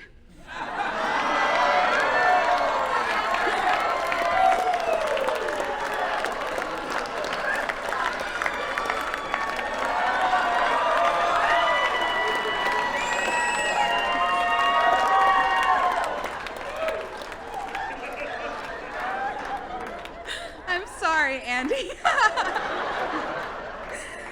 But in all honesty, you know, I love Larry. He's someone I've shared my darkest secrets, and I'm just so thankful that when he dies, they'll die with him. It should have been LaFar. Bye, guys.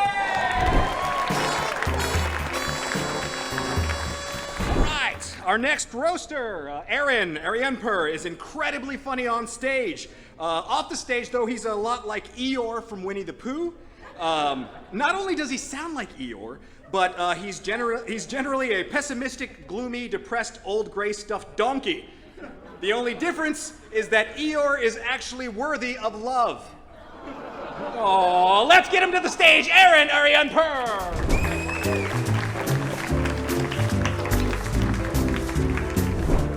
I hope you all like these jokes. I tried this stuff out earlier at the Children's Hospital. So radiation, right? It's when you're taking high concentrations of energy and you're using it to kill parts of yourself from the inside, and it can lead to hair loss, tiredness, nausea. So basically, parenting.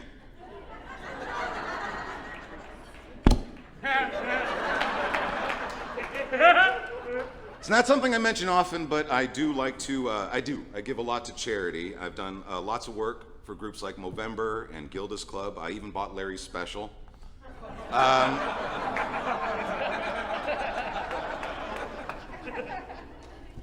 We're here tonight not because we hate cancer so much as we love COVID. A comedy roast celebrates someone you love, but how much do you have to hate an immunocompromised man to make him sit in the middle of a sold-out show during a still raging pandemic? Welcome to Omicron Con 2021. Roast can be fun or in the right spirit, you know, when you're actually punching up, and I really don't know how any of us are supposed to do that with this group. Larry, you really should have worked harder at making more famous friends. This is sad. But I do want to thank Javi, the Numa guy, and Philip Seymour Hoffman, for making an appearance. I loved you in the Lebowski. Comedia Go-Go. Jess, Regan, Larry, what a team. It's like looking at a before, after, and microwave too long. I can't believe we went the whole night without one of these. Larry's life is an awful lot like Breaking Bad, except just imagine the protagonist cooking meth before the diagnosis. And I assumed Larry was a horror fan when I first met him because he kept going on and on about his admiration for Roman Polanski.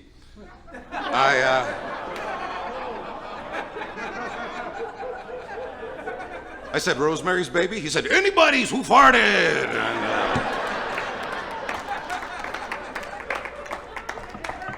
I don't want to one-up Larry, but I don't think he's ever had to stay in the infamous River Center Comedy Club condo. May its memory be a blessing. I have. I've stayed in that condo more than 3 times. The CDC still doesn't know what I'm riddled with, all right? I'm a survivor. Where the fuck is my ribbon? So cancer is when you have an otherwise healthy system and then suddenly there's just an uncontrollable growth of abnormality, and it sounds like every comedy scene I've seen across the country. Stand-up is a disease, let's face it. We're all infected. It keeps you up all night, you're usually puking, you lose friends. Stage time can be fun, but you're driving hours and hours to get someplace in a car that you hope doesn't break down. You leave your family behind to work a week someplace out of town. You're staying in shitholes. You should look at them. Like, do humans stay here? Like, no, comics do. It's fucking terrible. And the sad part is more and more people are wanting to do it with the pandemic, and everyone's like, I want to do it. People are coming to me more and saying, I want to do more stand-up. I've been thinking, I finally want to get into stand-up. My husband is thinking about getting into stand-up. And I have the same reaction to them when I heard from Larry. I was like, but you caught it early, right? You, how bad is it? Well, he's already bought a notebook and he signed up for his first open mic. I'm like, oh shit, I'm so sorry. He was so young. So stand-up can kind of suck sometimes, but one of the perks is that you get to travel and meet cool people. And you become friends. You find people who are very much in a similar space as you, on a similar path as you. They make you laugh, and eventually you become part of a kind of a fraternity or a sorority. And I just wanted to say I'm very thankful to call Larry Garza my friend and my brother, and I appreciate the invitation to be here tonight. This is where I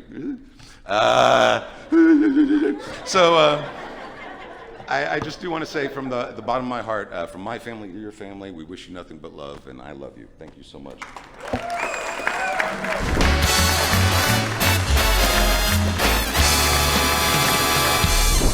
Hey, Picky Boo, homie, show me creep ray from Cholo P. Hey, ¿sabes qué? It's a trip, homie, because every time I go to San Antonio, I always be like, oh, I gotta hit up the homie Larry Garza, homie, because that fool's like, he's pretty legit or whatever. Like, he's, you know, he has like a chill presence, but it's strong at the same time. It's like, dang, just the way he carries himself and about his ways and everything. So I know right now is the roast day, so it's like all of the homies are talking mad papas about that fool and this and that. But it's hard for me to talk papas about Larry, homie, because sometimes I'll feel like that I'm doing good in life, eh? Like, damn, creeper, like, you're doing pretty firme, your Cholo Fit classes are filled up. And then Larry will walk into the room like, oh, hey, homie, like, you know, I've been fighting cancer and I'm still representing. And I'm like, dang, homie, like, all right, like, you're that guy, you know, like, hey, like, respeto, like, dang, I thought I was doing good. But then Larry came in like, hey, well, I'm conquering this and that. So, hey, I just want to tell you, homie, like, keep doing your thing, eh? Hey, shout out to all the homies that came to support, you know what I'm saying? Right here at LOL Comedy Club.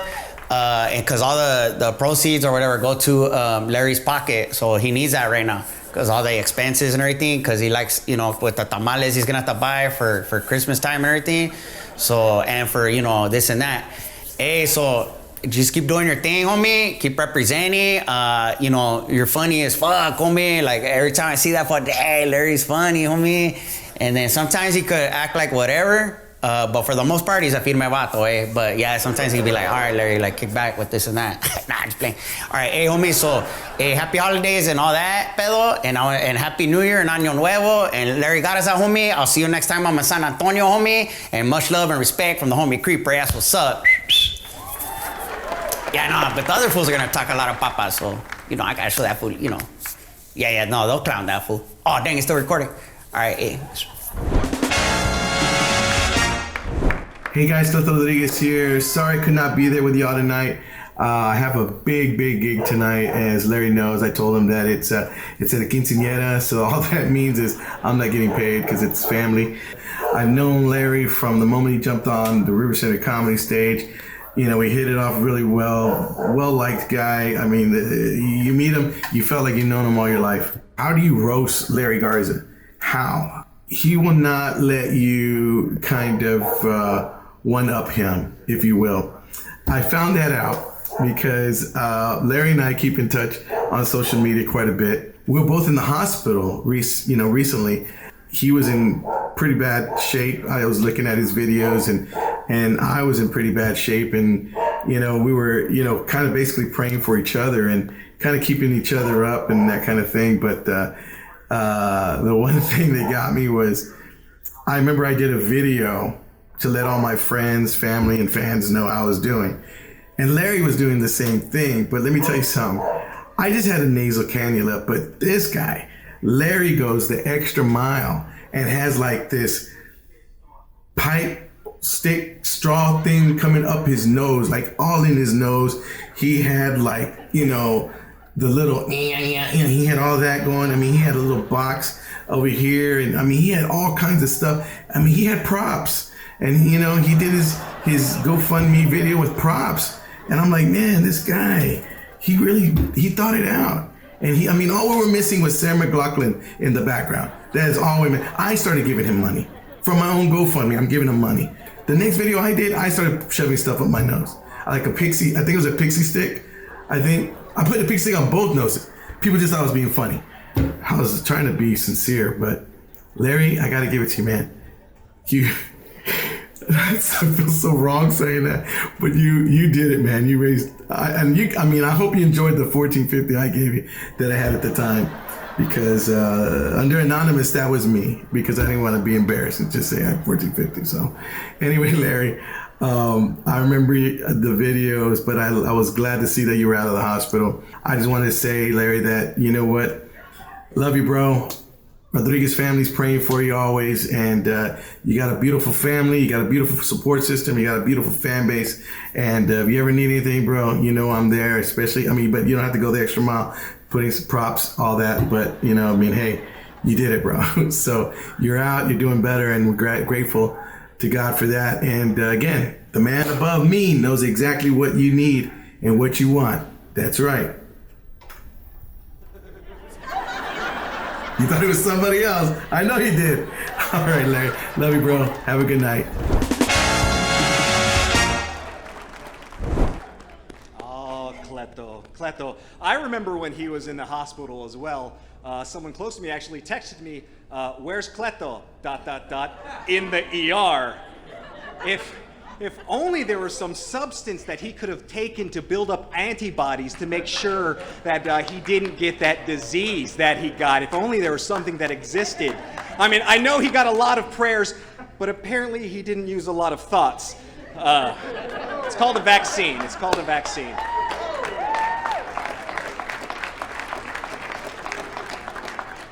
Our next roaster, Brian Gutierrez, is like straight up like family. He's like family to me, honestly. But he's also apparently the kind of guy that blames his employees for his mistakes. Am I airing out a personal grudge about the fact that his company sent me the wrong mailing address label? Oh yeah. Is now the proper time and place to do that? Absolutely. He brought his goddamn folder that says his goddamn company on it. I want my new address label, Brian. This is personal now. Give it up for a guy too busy sitting on his golden throne to care about the little people, Brian Gutierrez. Shut up! I only have 3 minutes. I feel like I'm gonna have babies again. God, my wife's like, come on, I'm ovulating. Hurry the fuck up. No, seriously, guys, this was a great opportunity to represent my company, Benchmark Mortgage. We got a lot. Yeah, so fuck this label up on purpose, don't tell me. I want to give a round of applause for all the medical care that takes care of Larry over here to my left. A lot of you guys. Thank you. Continue working on him, and if there's any way, please do whatever you can to switch his body with Josh Cabaza's. That would be phenomenal. I have George Anthony and I have Blair. Both of you guys, I don't know if y'all found buy 2 suits for $150, but it looks great on you guys. Blair was like, man, my fade has just got to last from Christmas to this roast. So I'm glad that's working out for you. Fucking the goofiest goofy. Fuck out of here, bro. That's Mario Superstar Chinese Buffet Salazar. Susie Hamilton over here, Stars and Garters Burlesque, Comedia Go-Go. She's left numbers of marks all over the burlesque scene, especially the ones on her stomach from her kids. But speaking of stretch marks, Tory Pool lost a lot of weight, so excited about that. We have Christopher Brickell. Just want to throw that out there for you. I'm proud of you. You're doing a lot. Fuck. I don't know if you're throwing up after you eat. I don't know if you just like shit all. I don't know what you're going through.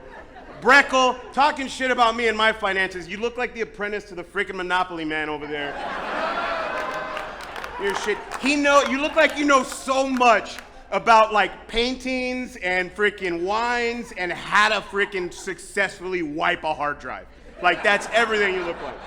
You have Travis Reyes, all the tattoos with a beanie he stole from freaking, I don't know, Braylon Bell's kids.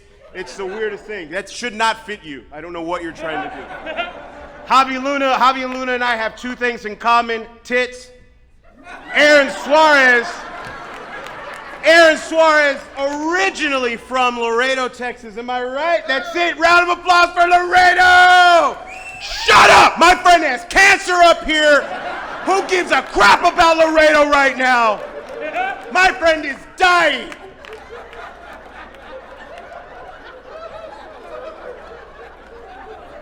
Moved to Austin to fail there. And then you have the Evel Knievel of comedy over here, freaking Raymond Orta. Jesus, he calls it a mullet. We're like, bro, that's your neck hair. No. I'm gonna dress up. Show your feet, you pendejo. Show your feet. Look at that shit. He's got Cowboys freaking sandals and socks. Clinton Shorter over here, he has toured all over the valley, down south, and he's only been abducted for sex trafficking twice by accident. He's good now. Yeah, and then Bobby Smith. I just want to end with Bobby Smith. Really doing a great job. Upstage Comedy Lounge, guys, the first black-owned comedy club. So I just want to tell you, you've been going back and forth through comedy, freaking selling stuff, hustling stuff, and then on top of that, man, I mean, helping people get out of speeding tickets. Great job. I'm proud of you. Proud of you. I want to just tell Larry Garza, my best friend, my brother, I love you with all my heart. You and I have, you're a great mentor. It kind of worked in comedy. You have, seriously, man, you have more cuts and scars all over than a freaking teenage cutter. It freaks me out. But Larry, you always tell me how much, how rich I am, I mean, and I know I have the cars, I have the houses, I have the money in my bank, the watches, I have the suits, I have the shoes. I mean, I have all the toys. I mean, shit, I have an RV. I have a second home. What else do I got? Shit, man. I fly all the time. I have miles. I got an over 700 credit score. What else? But I will tell you, it's one thing to be rich with all those items, but I just want you to take a moment, Larry, hear me from the heart, tell you, brother, look around, because this is what love is. And being rich in love is what we all have for you. I love you with all my heart, Larry.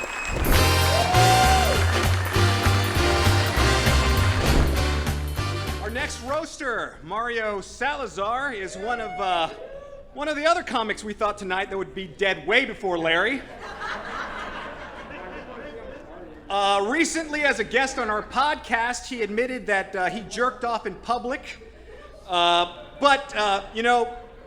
Just because he masturbated in a church parking lot when he was supposed to be in an AA meeting, that doesn't mean Mario is a bad person. It just means that he is a product of the United States Marines.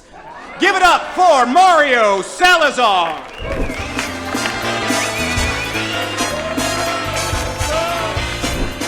Larry, you're fucking weird, bro. Of all the things we could have done to honor you, you chose a group of fucking winners to fucking roast you, bro. Holy shit. And they gave Clinton Shorter a high chair, bro. Fucking dickheads. Poor Clinton, bro. I look at Braylon Bell. I don't know whether to ask for more breadsticks or if he's going to read the Book of Mormon to me. Fuck. Larry, dude, you fucking picked the scummiest fucking people to roast you, bro. Fuck, dude. Jay Whitecotted. Tory Two-Face Pool. Two Chin. fucking Aaron Suarez, bro. Fuck. All-star fucking scumbags. And Bobby Smith's in the house too. Bobby Smith. I used to love Bobby, but now like I feel weird around him because I get weirded out with the words black and own at the same time. I'm like, oh bro, that is fucking weird, bro. I get fucking weirded out. Can't fucking say black and own. I love every single one of these people up here. Almost everybody except for fucking Aaron Suarez, dude. Fuck! What the fuck is he doing here, Larry? Was Jake Yarbrough fucking booked? What the fuck? What the fuck? Was it the fucking countless emails? The messaging? Oh, let me get on your podcast. I don't like you, bro. You're so unlikable, Aaron. There's a guy in China who 2 years ago ate a bat that's more likable than this motherfucker right here. He ate a bat. Fuck. The only event that people are gonna get excited to attend with your name attached to it is your own funeral. I'm joking. Nobody's gonna go to his funeral.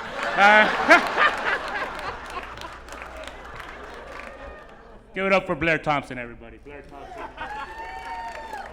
Nobody has talked shit about him all night, because Blair will fucking kill you.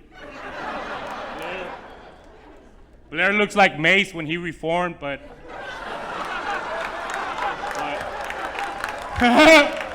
a lot fucking uglier. Like, Larry, you look fucking awful, bro. This is coming from a fat guy, dude. Shout out to Javi Luna for tucking in his shirt.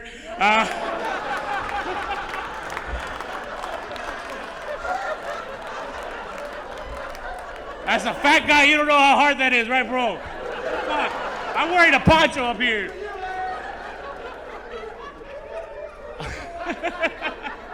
He tucked in his shirt, bro. Larry, I fucking love you, bro. We've done so many shows together. Every time I am down, depressed about the LOL not booking me, I know I can call you and all the bullshit you're going through and all the fucking countless fucking GoFundMes that you gotta run, you still have time to answer the phone and pep me up and tell me I'm a fucking badass.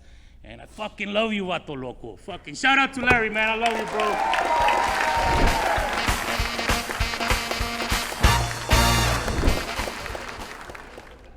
Larry invited that guy.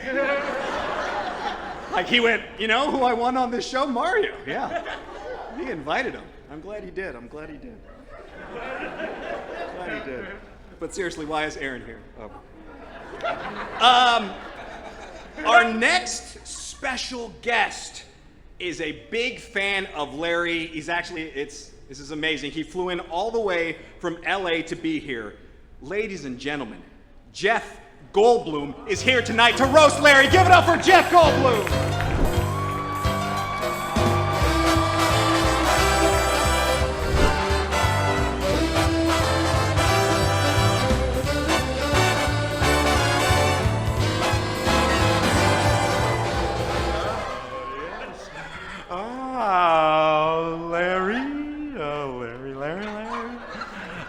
Larry Garza. Garza, Larry Garza. Yes, Larry Garza is a very talented, yes, a very funny man, yes. And we are here in this lovely restaurant to celebrate my good friend, Larry Garza. Larry, this beautiful, handsome boy. Beautiful, lovely, soft boy back here with this crown, this golden crown, this king's crown on. And I will tell you this, though, however. I do recall, I don't know, and his friends, where are you? His friends and family, you would know this. He has a little, he likes to show people his pee-pee, is what I heard. And this is something from childhood, I believe, sort of a childhood, kind of a childhood thing or something, but that he took into adulthood, and I was very lucky to see Larry's pee-pee one time. He did show, and it is a beautiful, gorgeous little. It's just beautiful. It wasn't very little, and it was very lovely. It was sort of like this, like you could hold it, and it was and I didn't touch it. Of course, I stood afar, and I was in awe. And I said, Larry, why are you showing me your pee-pee? What is it? Some sort of game? And then he says, no. And I said, I know why. Because he's brave. Because it takes a brave man to show the world his pee-pee. It does. It does. It takes a brave man to show the world his pee-pee, and this man has been showing his pee-pee to the world for 20 years. Round of applause for him. And I know that he will continue to show his pee-pee, if I may get a bit grandiose. I believe that he will continue to show his pee-pee to the world for a very, very, very long time. Shall we all sing together? We shall say, Larry. And we shall say, Garza. I was like, oh, we love you. Oh. Thank you so much, Larry.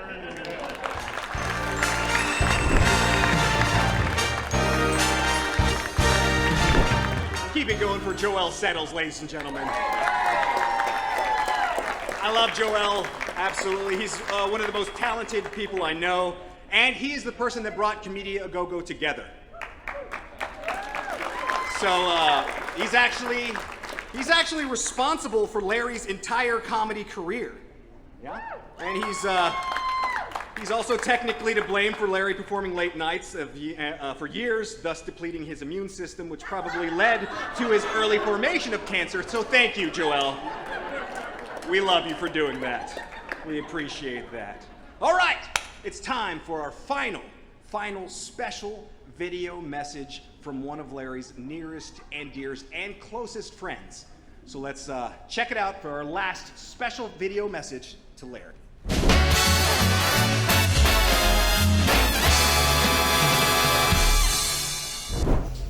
It's your boy again, Dumpy Chuckles. The roast of Larry Garza. I don't know no Larry Garza. Captain Turd. That's the name I knew you by. If I get you to bow your heads, I'd like to lead us in a prayer for this nigga Captain Turd.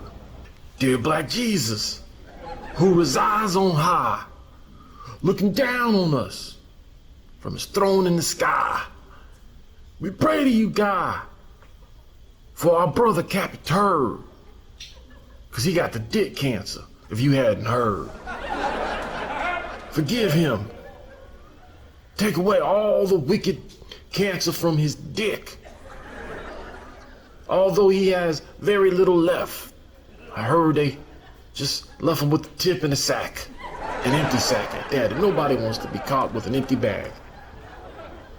I pray, Black Jesus, that you heal my brother and bring me all them bitches he left behind. Scrooge McDuck, holler back. Cuckoo. I'm out this bitch, Dumpy Chuckles. Don't you never forget. Hey Larry, this is Gabriel Iglesias and his dogs. And hey man, I heard you were hosting your own memorial. That's pretty gangster, dude. I've seen a lot of things go down over the years, and you know, to host an event like that, it goes to show the sense of humor that you have and just what it is that you do and what you stand for. Because I don't know, man. I'm definitely paying for somebody to host mine. I'm too lazy to host my own. I don't know what I would say. Anyway, brother, just wanted to give you some well wishes and let you know that we're thinking about you. All right. Hey, Larry. It's Patton Oswalt. I know that we have never met. We don't know each other. Brian asked me to shoot a video. I wasn't going to just shoot something in my house. That's not cool. I've flown out here to Rattlesnake Canyon here in Arizona? Utah. No, we're in Arizona. I have flown out to Arizona to shoot this for you. This canyon is how many, like 100,000 years old? Yeah, about, I'd say a little over, in between half a million to about 7 million years in age. This canyon is between 500,000 and 7 million years of age, and will be here long after all of us are gone, and way longer after you're gone, according to what Brian tells me. I looked at your IMDb. Apparently your greatest achievement so far is that you're friends with Bryan Passane. That's a terrible way to leave this life. So I recorded this video so that you can say that you're friends with Patton Oswalt, because if you look at my IMDb and then Brian's, it's a different. So anyway, best of luck. Oh, have great. Bye.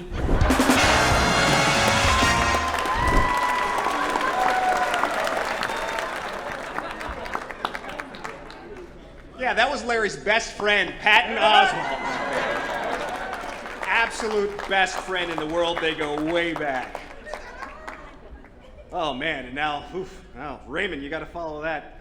Okay, let's keep the show going. Our next comic is Raymond Orta.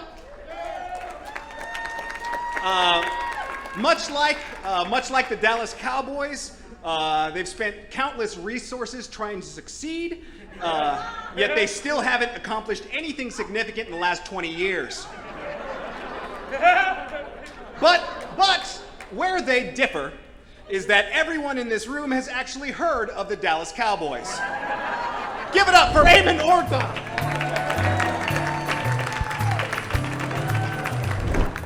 I scoffed when they told me that I only had 3 minutes up here. I have a solid 12 on Larry's hairline alone. And I figure they only want me up here for 3 minutes because if I make him laugh too hard, he doesn't have any kidneys. If I make him pissed, he could die. And if he dies, the last thing I want to think about is some doctor looking at his corpse saying, well, chalk it up to COVID-19. And some nurse would be like, but doctor, this man has no kidneys. Clearly, that was the cause of death. He has no kidneys. And the doctor would look at the nurse and say, of course he has no kidneys. He's a full-grown man. He has adult knees.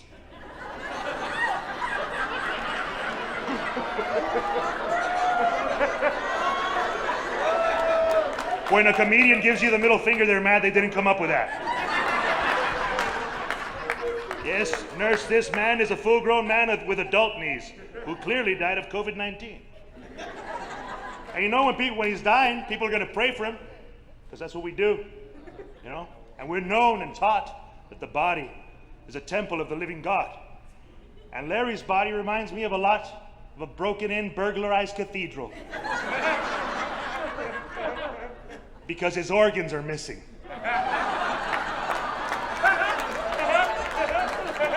And he's gonna need a lot of fundraisers.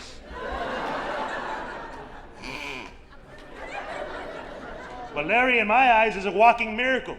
If you were to tell me I was gonna see a man with no kidneys, alive, breathing in front of me, I would have said, that's pretty miraculous. But Larry reminds me of an Android phone.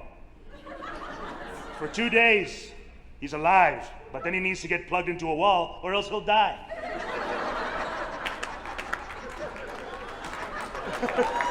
Yeah. And I know you iPhone users are looking at me like 2 days with battery? That's a miracle in itself.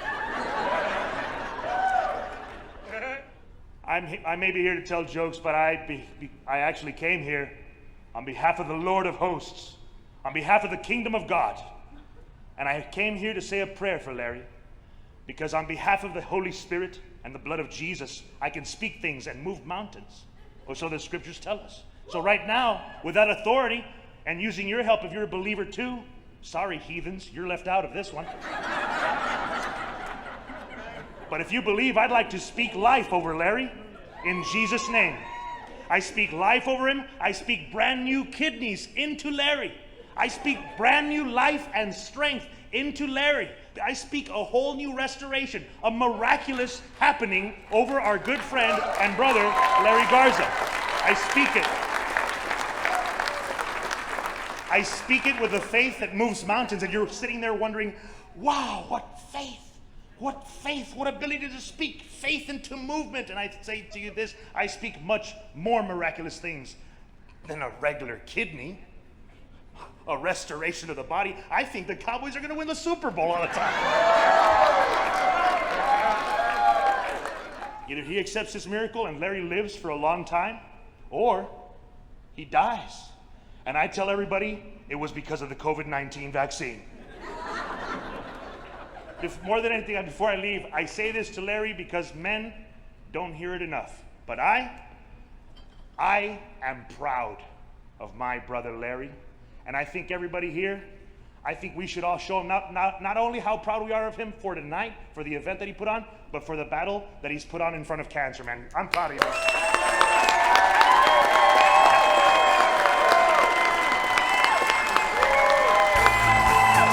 Thank you. Larry invited that guy.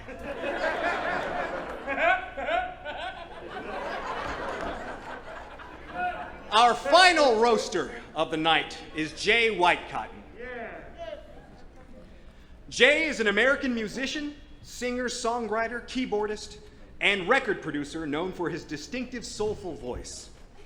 As a member of the bands The Doobie Brothers and Steely Dan, Whitecotton wrote and sang several hit singles, including What a Fool Believes and Minute by Minute. He's been nominated for 14 Grammys and won 4. He's taken it to the streets. Ladies and gentlemen, give it up for Jay Whitecotton, everybody. Keep it going.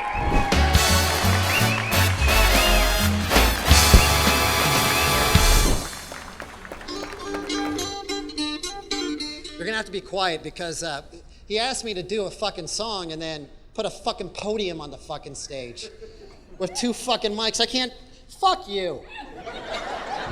I spent a fucking month working on this shit. I skipped Christmas because of COVID concerns. You were bitching about fucking Thanksgiving, and now you're invited. I want every seat filled up. Fuck you. How dare you?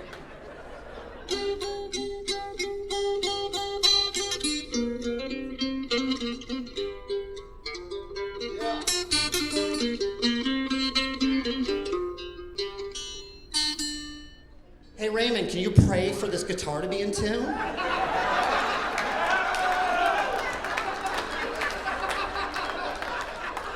Oh, wow, it didn't work either.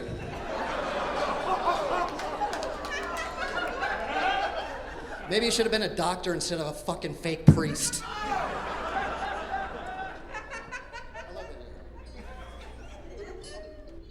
Hi, Larry. It's me, Jay Whitecotton. You asked me over a month ago to sing an original song at your funeral, but then you didn't die. What the fuck, man? I'm so sorry, but I can't do it. Every time I practiced your song, I'd start sobbing like a bitch. So I asked my talented buddy Jenny to bail me out. It was her idea to dress up like a frontier widow. So please forgive me for not honoring your full request to sing at your funeral. But in my defense, it's not like you held up your side of the bargain either.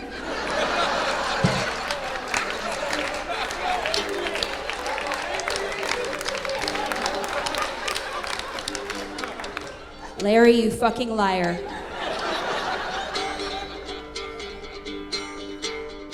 Larry Garza's dead, Larry Garza is dead. Larry Garza's dead, Larry Garza is dead. He was once alive, but now he's really dead. We all thought he'd survive, but instead he's fucking dead. Friends become like neighbors, the grass can never grow. Calling in your favors, though none were ever owed. As lawns become our stages, every seat becomes a throne. Holding out for saviors, some may never know. Amen.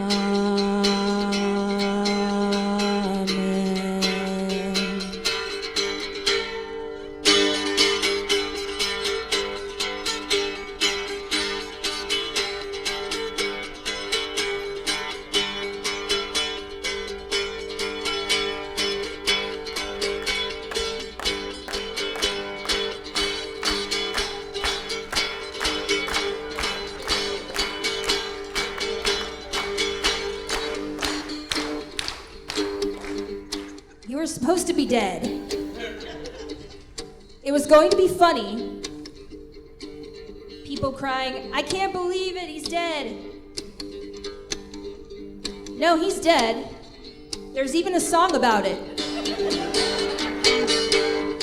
Don't worry, I know not everyone here is a comedian, especially the comedians.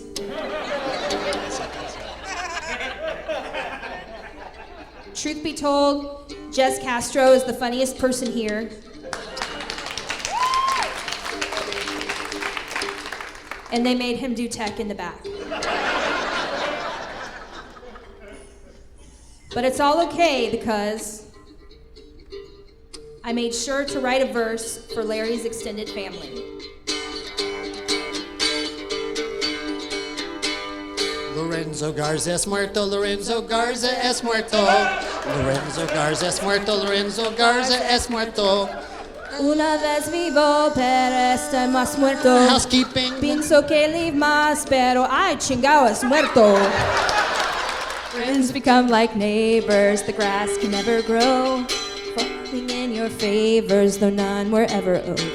As lawns become our stages, every seat becomes a throne. Holding out for saviors, some may never know.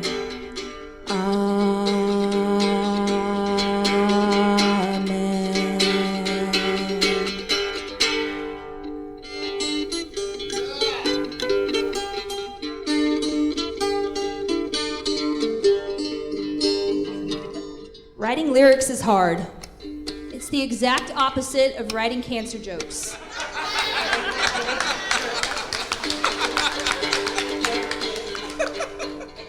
Hacks like roasts because it's easier to be shitty instead of funny.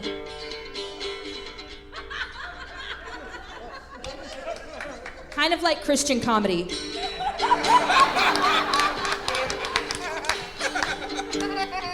Like, we get it. You're not funny.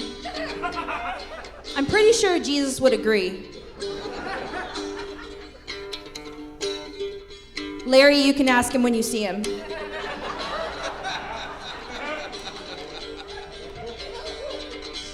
I'm just kidding, you're too horny to get into heaven.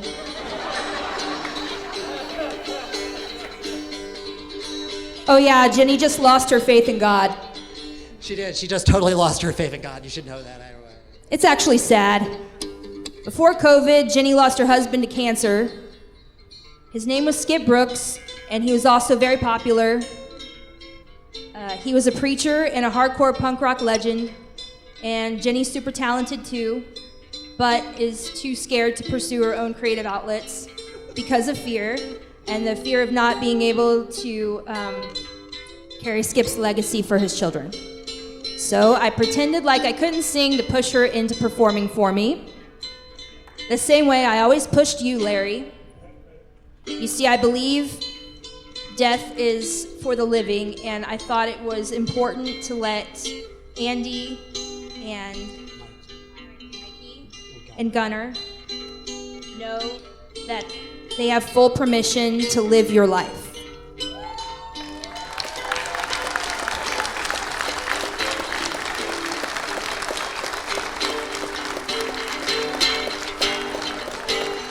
And not feel the burden of carrying the legacy of a big fish. Because Larry's real legacy is the love for his children, and everyone here has become like family, who he loves almost as much as he loves pretending to be famous. Though we gather here to hide the way we say goodbye, though we do not know what the future really lies, but though man must walk alone in the air,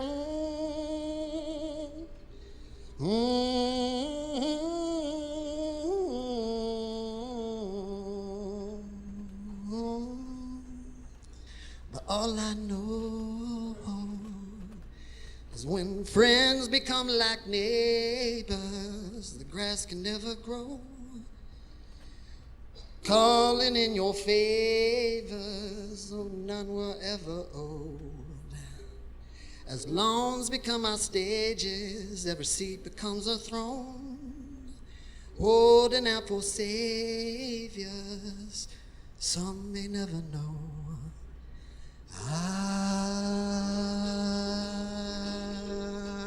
Amen.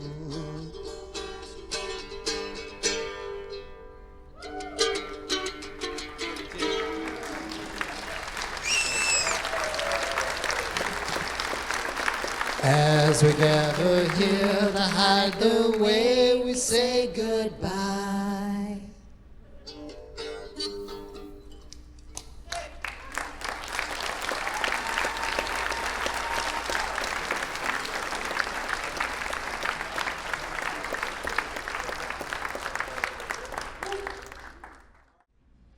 It's almost time to finally bring Larry on the stage. But before I do, God damn it. If you know me, you know that I don't say cuss words. Larry, seriously, Larry, totally honest. In the 20 years that you've known me, how many times have I ever said purposely and not for a sketch the F word or the S word? Purposely. Zero. In 20 years. So, look, you've all witnessed I can't write a joke. But I can write a story. And this story is my gift to Larry. It's called The Last Piece of Shit. One day there was this giant toilet. And into this toilet dropped about, 20 pieces of shit. Each one shittier than the next. Some were huge pieces of shit. One was a tiny piece of shit. One was a bit of a pussy. One was a fucking asshole. One acted like a cunt. But most were just fucking stupid. But then came the last piece of shit. And this son of a bitch thought he was so fucking special because he was the last one to fall in this goddamn toilet. As a matter of fact, he got to sit on top of all the other pieces of shit. So much that he was able to stick his head out of the water. And because he was out of the water, everyone that passed the toilet stared and gasped at this last piece of shit. And this egomaniacal fucking prick loved all the attention. Because what this piece of shit didn't realize was that he was out of the water, he stunk even fucking worse than everybody else.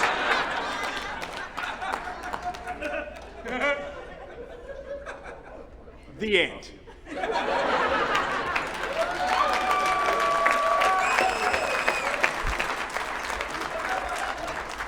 I've never said this before, and I'll never say it again, but fuck cancer.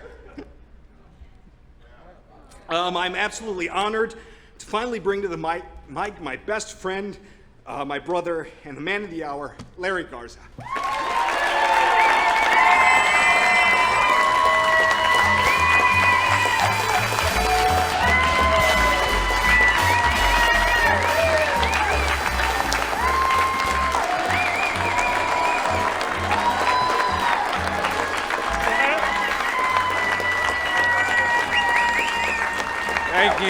Thank you.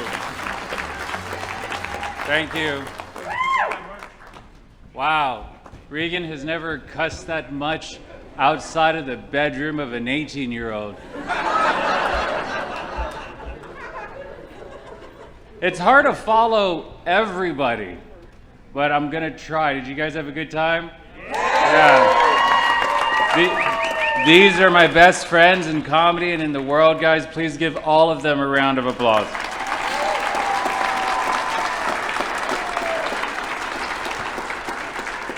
I'd like to thank my Aunt Sharon for the flowers. I'd like to thank my sister-in-law Jeanette for this awesome cricket clown.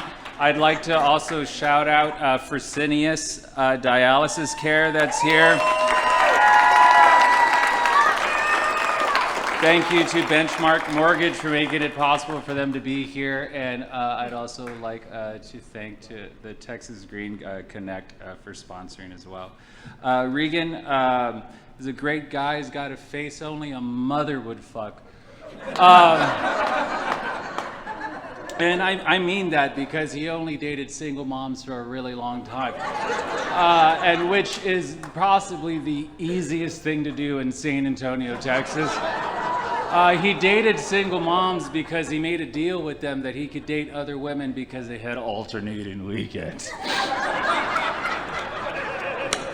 He's been in more single moms than an IUD. Regan travels a lot, and I'm sure whatever STD he spread has mutated in what we now know as COVID-19. Initially called Co-Ed 18 because of all the young women infected all over the world by Regan Arevalos, my best friend.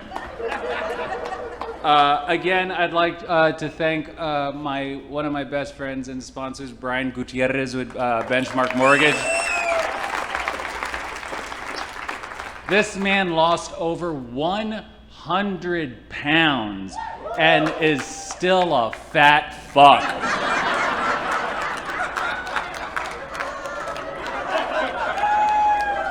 He went from the guy that you laugh at a buffet to the guy that you laugh at a sit-down restaurant. So that is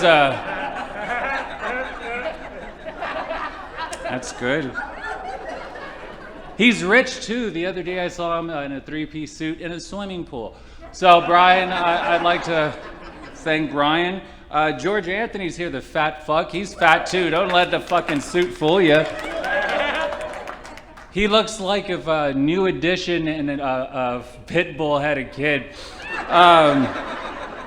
He's tough on the outside, soft on the inside. He's like a Hot Pocket, but fat.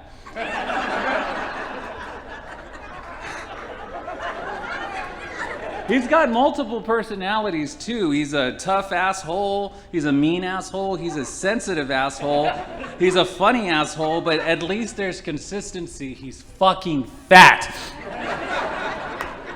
He's always been a really good friend, and I love you, George. Thank you very much for everything. Then we got Joshua Cabaza, the dumb motherfucker. No one has talked about how dumb Josh is.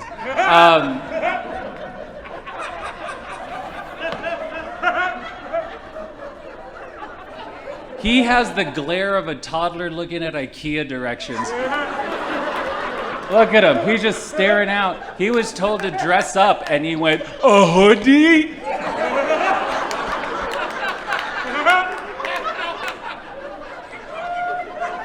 I think it counts for him because he, quote, did it all by himself.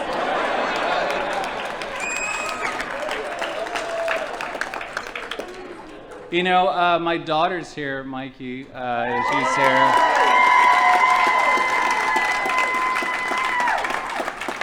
And she likes to tell people that I only have one black friend. And I did this roast to prove to her that I have multiple black friends. The only difference is she's only met the one allowed in the house.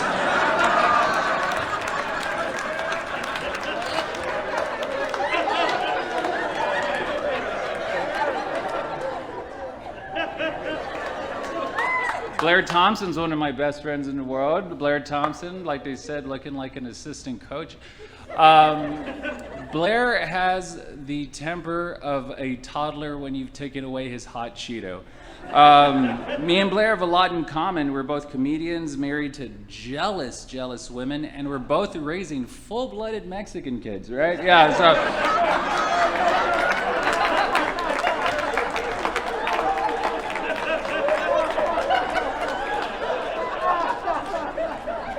Blair is so pussy whipped, he has labia marks on his back like a slave. Just pussy lips, like that slave photo, you know?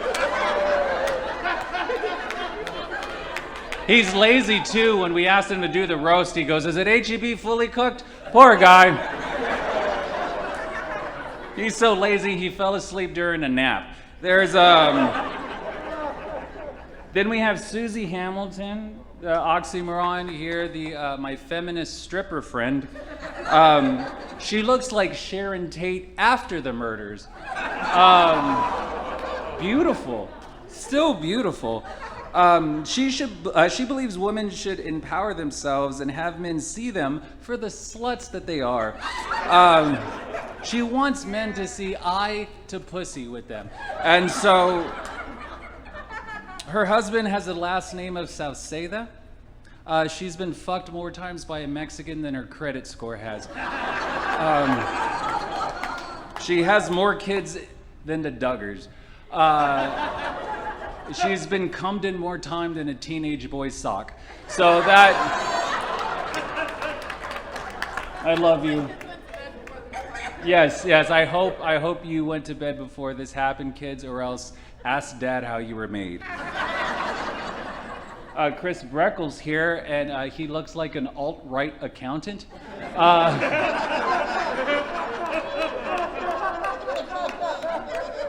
Looks like he would do everybody's taxes on American History X. I'm really happy that Chris is here. Travis Reyes, no one has talked too much about Travis. Travis is a really, really good friend of mine, has a special place in my heart. He's one of those far out friends. He's the type of guy who'd go out for a month into the woods, do hallucinating drugs, and come back as a complete useless piece of shit. He didn't shower for an entire run that we did from the Valley to Houston back to San Antonio. And I didn't notice till we got to Houston because I thought that's just how the Valley smells.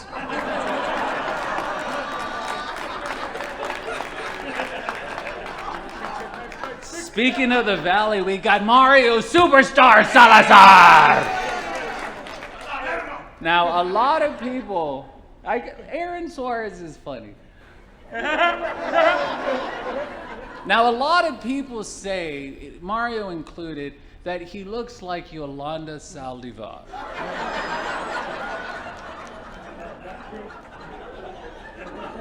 Now, I agree, except I think he looks like Yolanda Saldivar. Yeah. See una vez. See, I think he looks like Yolanda Saldivar if Selena got the gun, took it away, and killed her, and then she laid bloated in a Corpus Christi for a few days and no one gave a fuck. He's the Valley's Ryan Seacrest if no one liked Ryan Seacrest. He was a Marine, a submarine. Yeah, Semper Fi, more like Semper Fidelis, more like Sempre Fideo, right?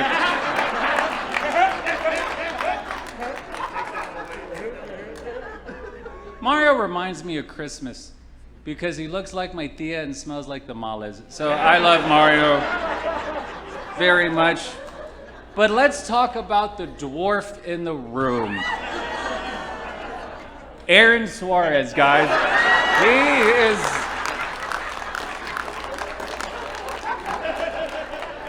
He is so short, you know what he calls Clinton Shorter's balls? A hat. Aaron was the king of Laredo and then moved to Austin. That's like when Selena met Yolanda at a gun range. A lot of Selena jokes. But I love Aaron. I'm glad that he's here. I'm glad that he's wearing a hat. And I'm glad there's someone else in denial that we're balding. Javi Luna, guys. Give it up for Javi Luna. He's more than just a fat guy. He's ugly, too.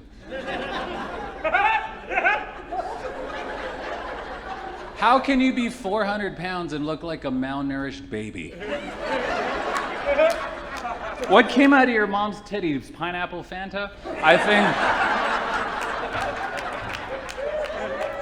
Was it like a Whataburger shake since you're from Corpus? You had to suck real hard. Jesus. And give it up for Tory Pool, ladies and gentlemen. For you Simpsons fans, Patty, Tamario, Selma. Or as Universal Studios calls her, Fiona's Latina cousin.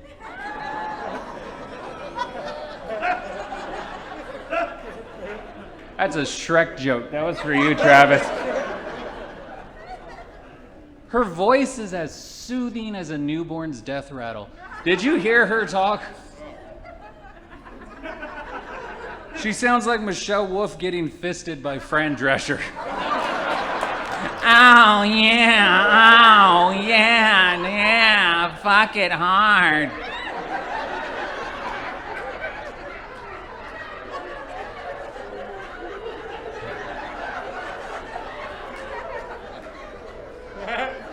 I was waiting to cut this low-hanging fruit, but fuck it, I'm going for it. And no one talked about my good friend Albert Vasquez all the way from Houston, guys. He's a chef. He looks like one of those people that would call you about solar energy from Calcutta. He's a full-blooded Mexican, but he looks like the guy from Short Circuit if he fucked a guy from Slumdog Millionaire.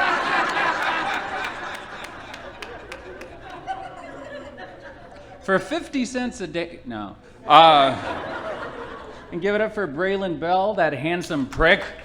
Look at him, he is a good-looking guy. I know you guys are tired, but he is one handsome guy. He gets me wetter than Michael J. Fox holding a pitcher of water.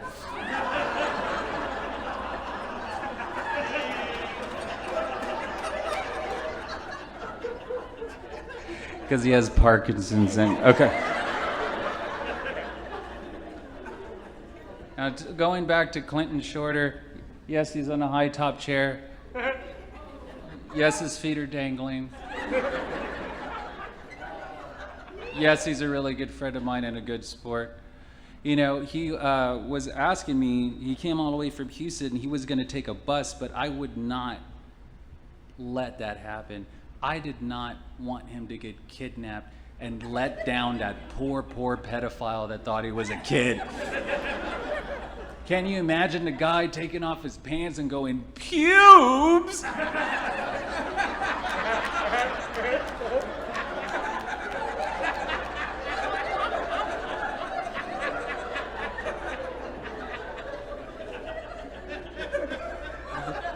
Gypped again! Fucking greyhound. But he's not just short, guys, he's ugly too. You know, he has more chromosomes than that lab where the monkeys live off of 410.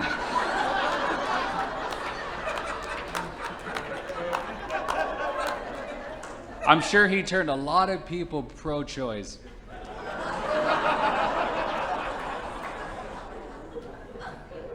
I love you.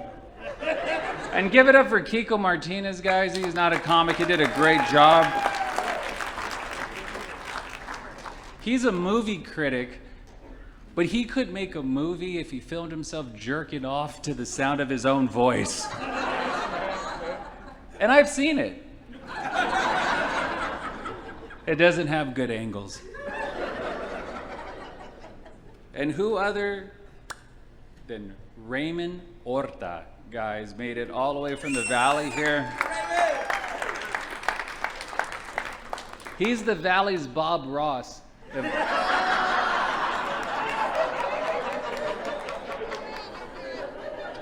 If Bob Ross had severe gout and a marijuana addiction, like, and was straight. Raymond found Jesus, and like most Mexicans, that means he lost his job. Raymond is an anti-vaxxer, so if you're with him, be careful that he doesn't give you an STD like the measles, the mumps, or polio, God forbid. I was worried about the attendance would be a letdown for Raymond, but being a Cowboys fan, I'm sure he's used to getting let down.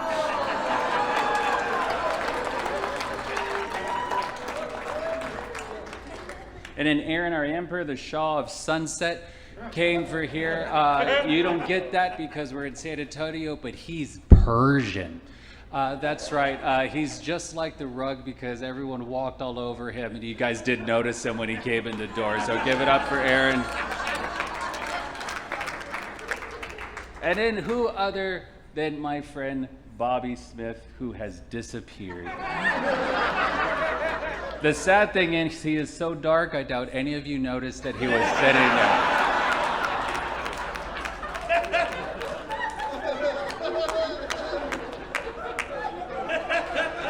Bobby Smith left the stage and none of you racist motherfuckers noticed. I could have said, give it up for Bobby Smith, and y'all would have just applauded. I love Bobby Smith. Bobby Smith, though, reminds me of Snoop Dogg's autistic cousin. Have you ever heard him talk? Oh, come on, Snoop, man. Just let me drive. I'm an excellent driver, man. Come on, Snoop. Here I come, man. Give it up for Bobby Smith.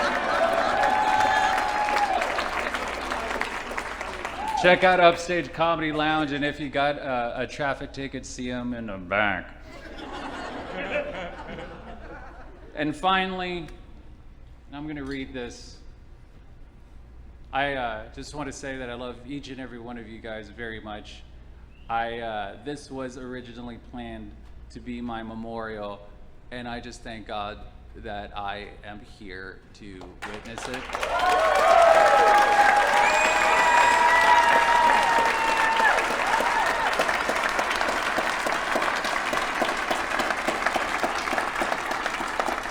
I'd like to thank all of you. I'd like to thank my beautiful sister Frances, my brother-in-law Tim, my father who's here, my daughter Mikey, and my rock, my beautiful wife Andy.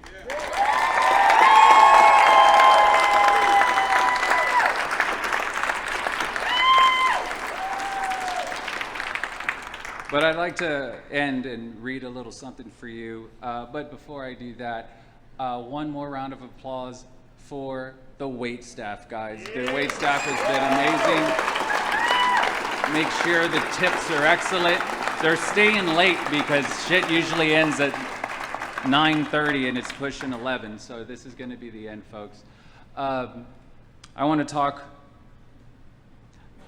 about one person. No one is more responsible for the success of tonight's event other than my best friend, Jess Castro.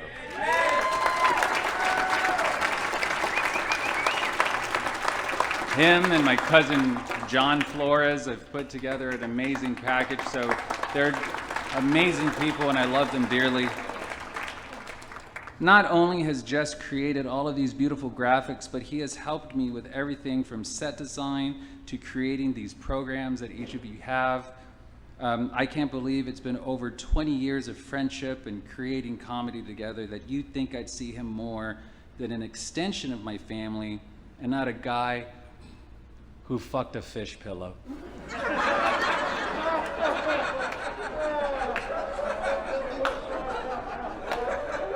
Now, so you understand, when I met Jess, he was living in his parents' laundry room, and he introduced himself as single until I met her. A trout, I believe, is what she was made to resemble. This overfucked piece of novelty room decor has seen better days, and that's speaking about something that came from a sweatshop. I doubt the mother of five that worked in the Calcutta manufacturing plant that produced these cotton-filled water dwellers ever thought that that sweet stuffed animal that she was making would become the fuck sock of a dork who worked 3 jobs and gamed instead of slept. In between sweaty nights of Ninja Gaiden and Thai Cafe, Jess would get a look in his eye and see this once whimsical toy bought in a 1997 from a Canyon Lake souvenir shop and start, quote, doing his business. He would mount this multicolored trout like a slave owner and pull out what he would be best described as his, quote, dog lipstick out of his dirty, ill-fitted plaid pajama pants, his gut hanging over the top of his junk like if Toad from Mario had a beard. This fish pillow, unable to make true eye contact since there's only one eye on each side, would be penetrated by a rip in what I'd assume would be the abdomen of the animal. And Jess's uncircumcised, sticky, pathetic excuse for a mammal penis would go in and out over and over, rubbing against the hardened cotton inside the already cummed-in innards of this once dainty fake piece of seafood. As he pictured a four-titted anime chick with moose antlers or whatever the fuck he needed a vision to finish, he inject his off-colored seed into this children's toy, and ecstasy falling asleep on top of it until the early morning hours or the late afternoon when it was either timed for work or one of us to come over to game or watch a fucking movie. I don't know whatever happened to that fish pillow, but I know whatever landfill it's rotten in, it's doing better than the last house on the left just put it through. So let's give a rest in peace, not for me, but for that overfucked fish pillow that Jess Castro fucked on a multiple basis. Guys, I'm Larry Garza, and I love each and every one of you. Thank you very much.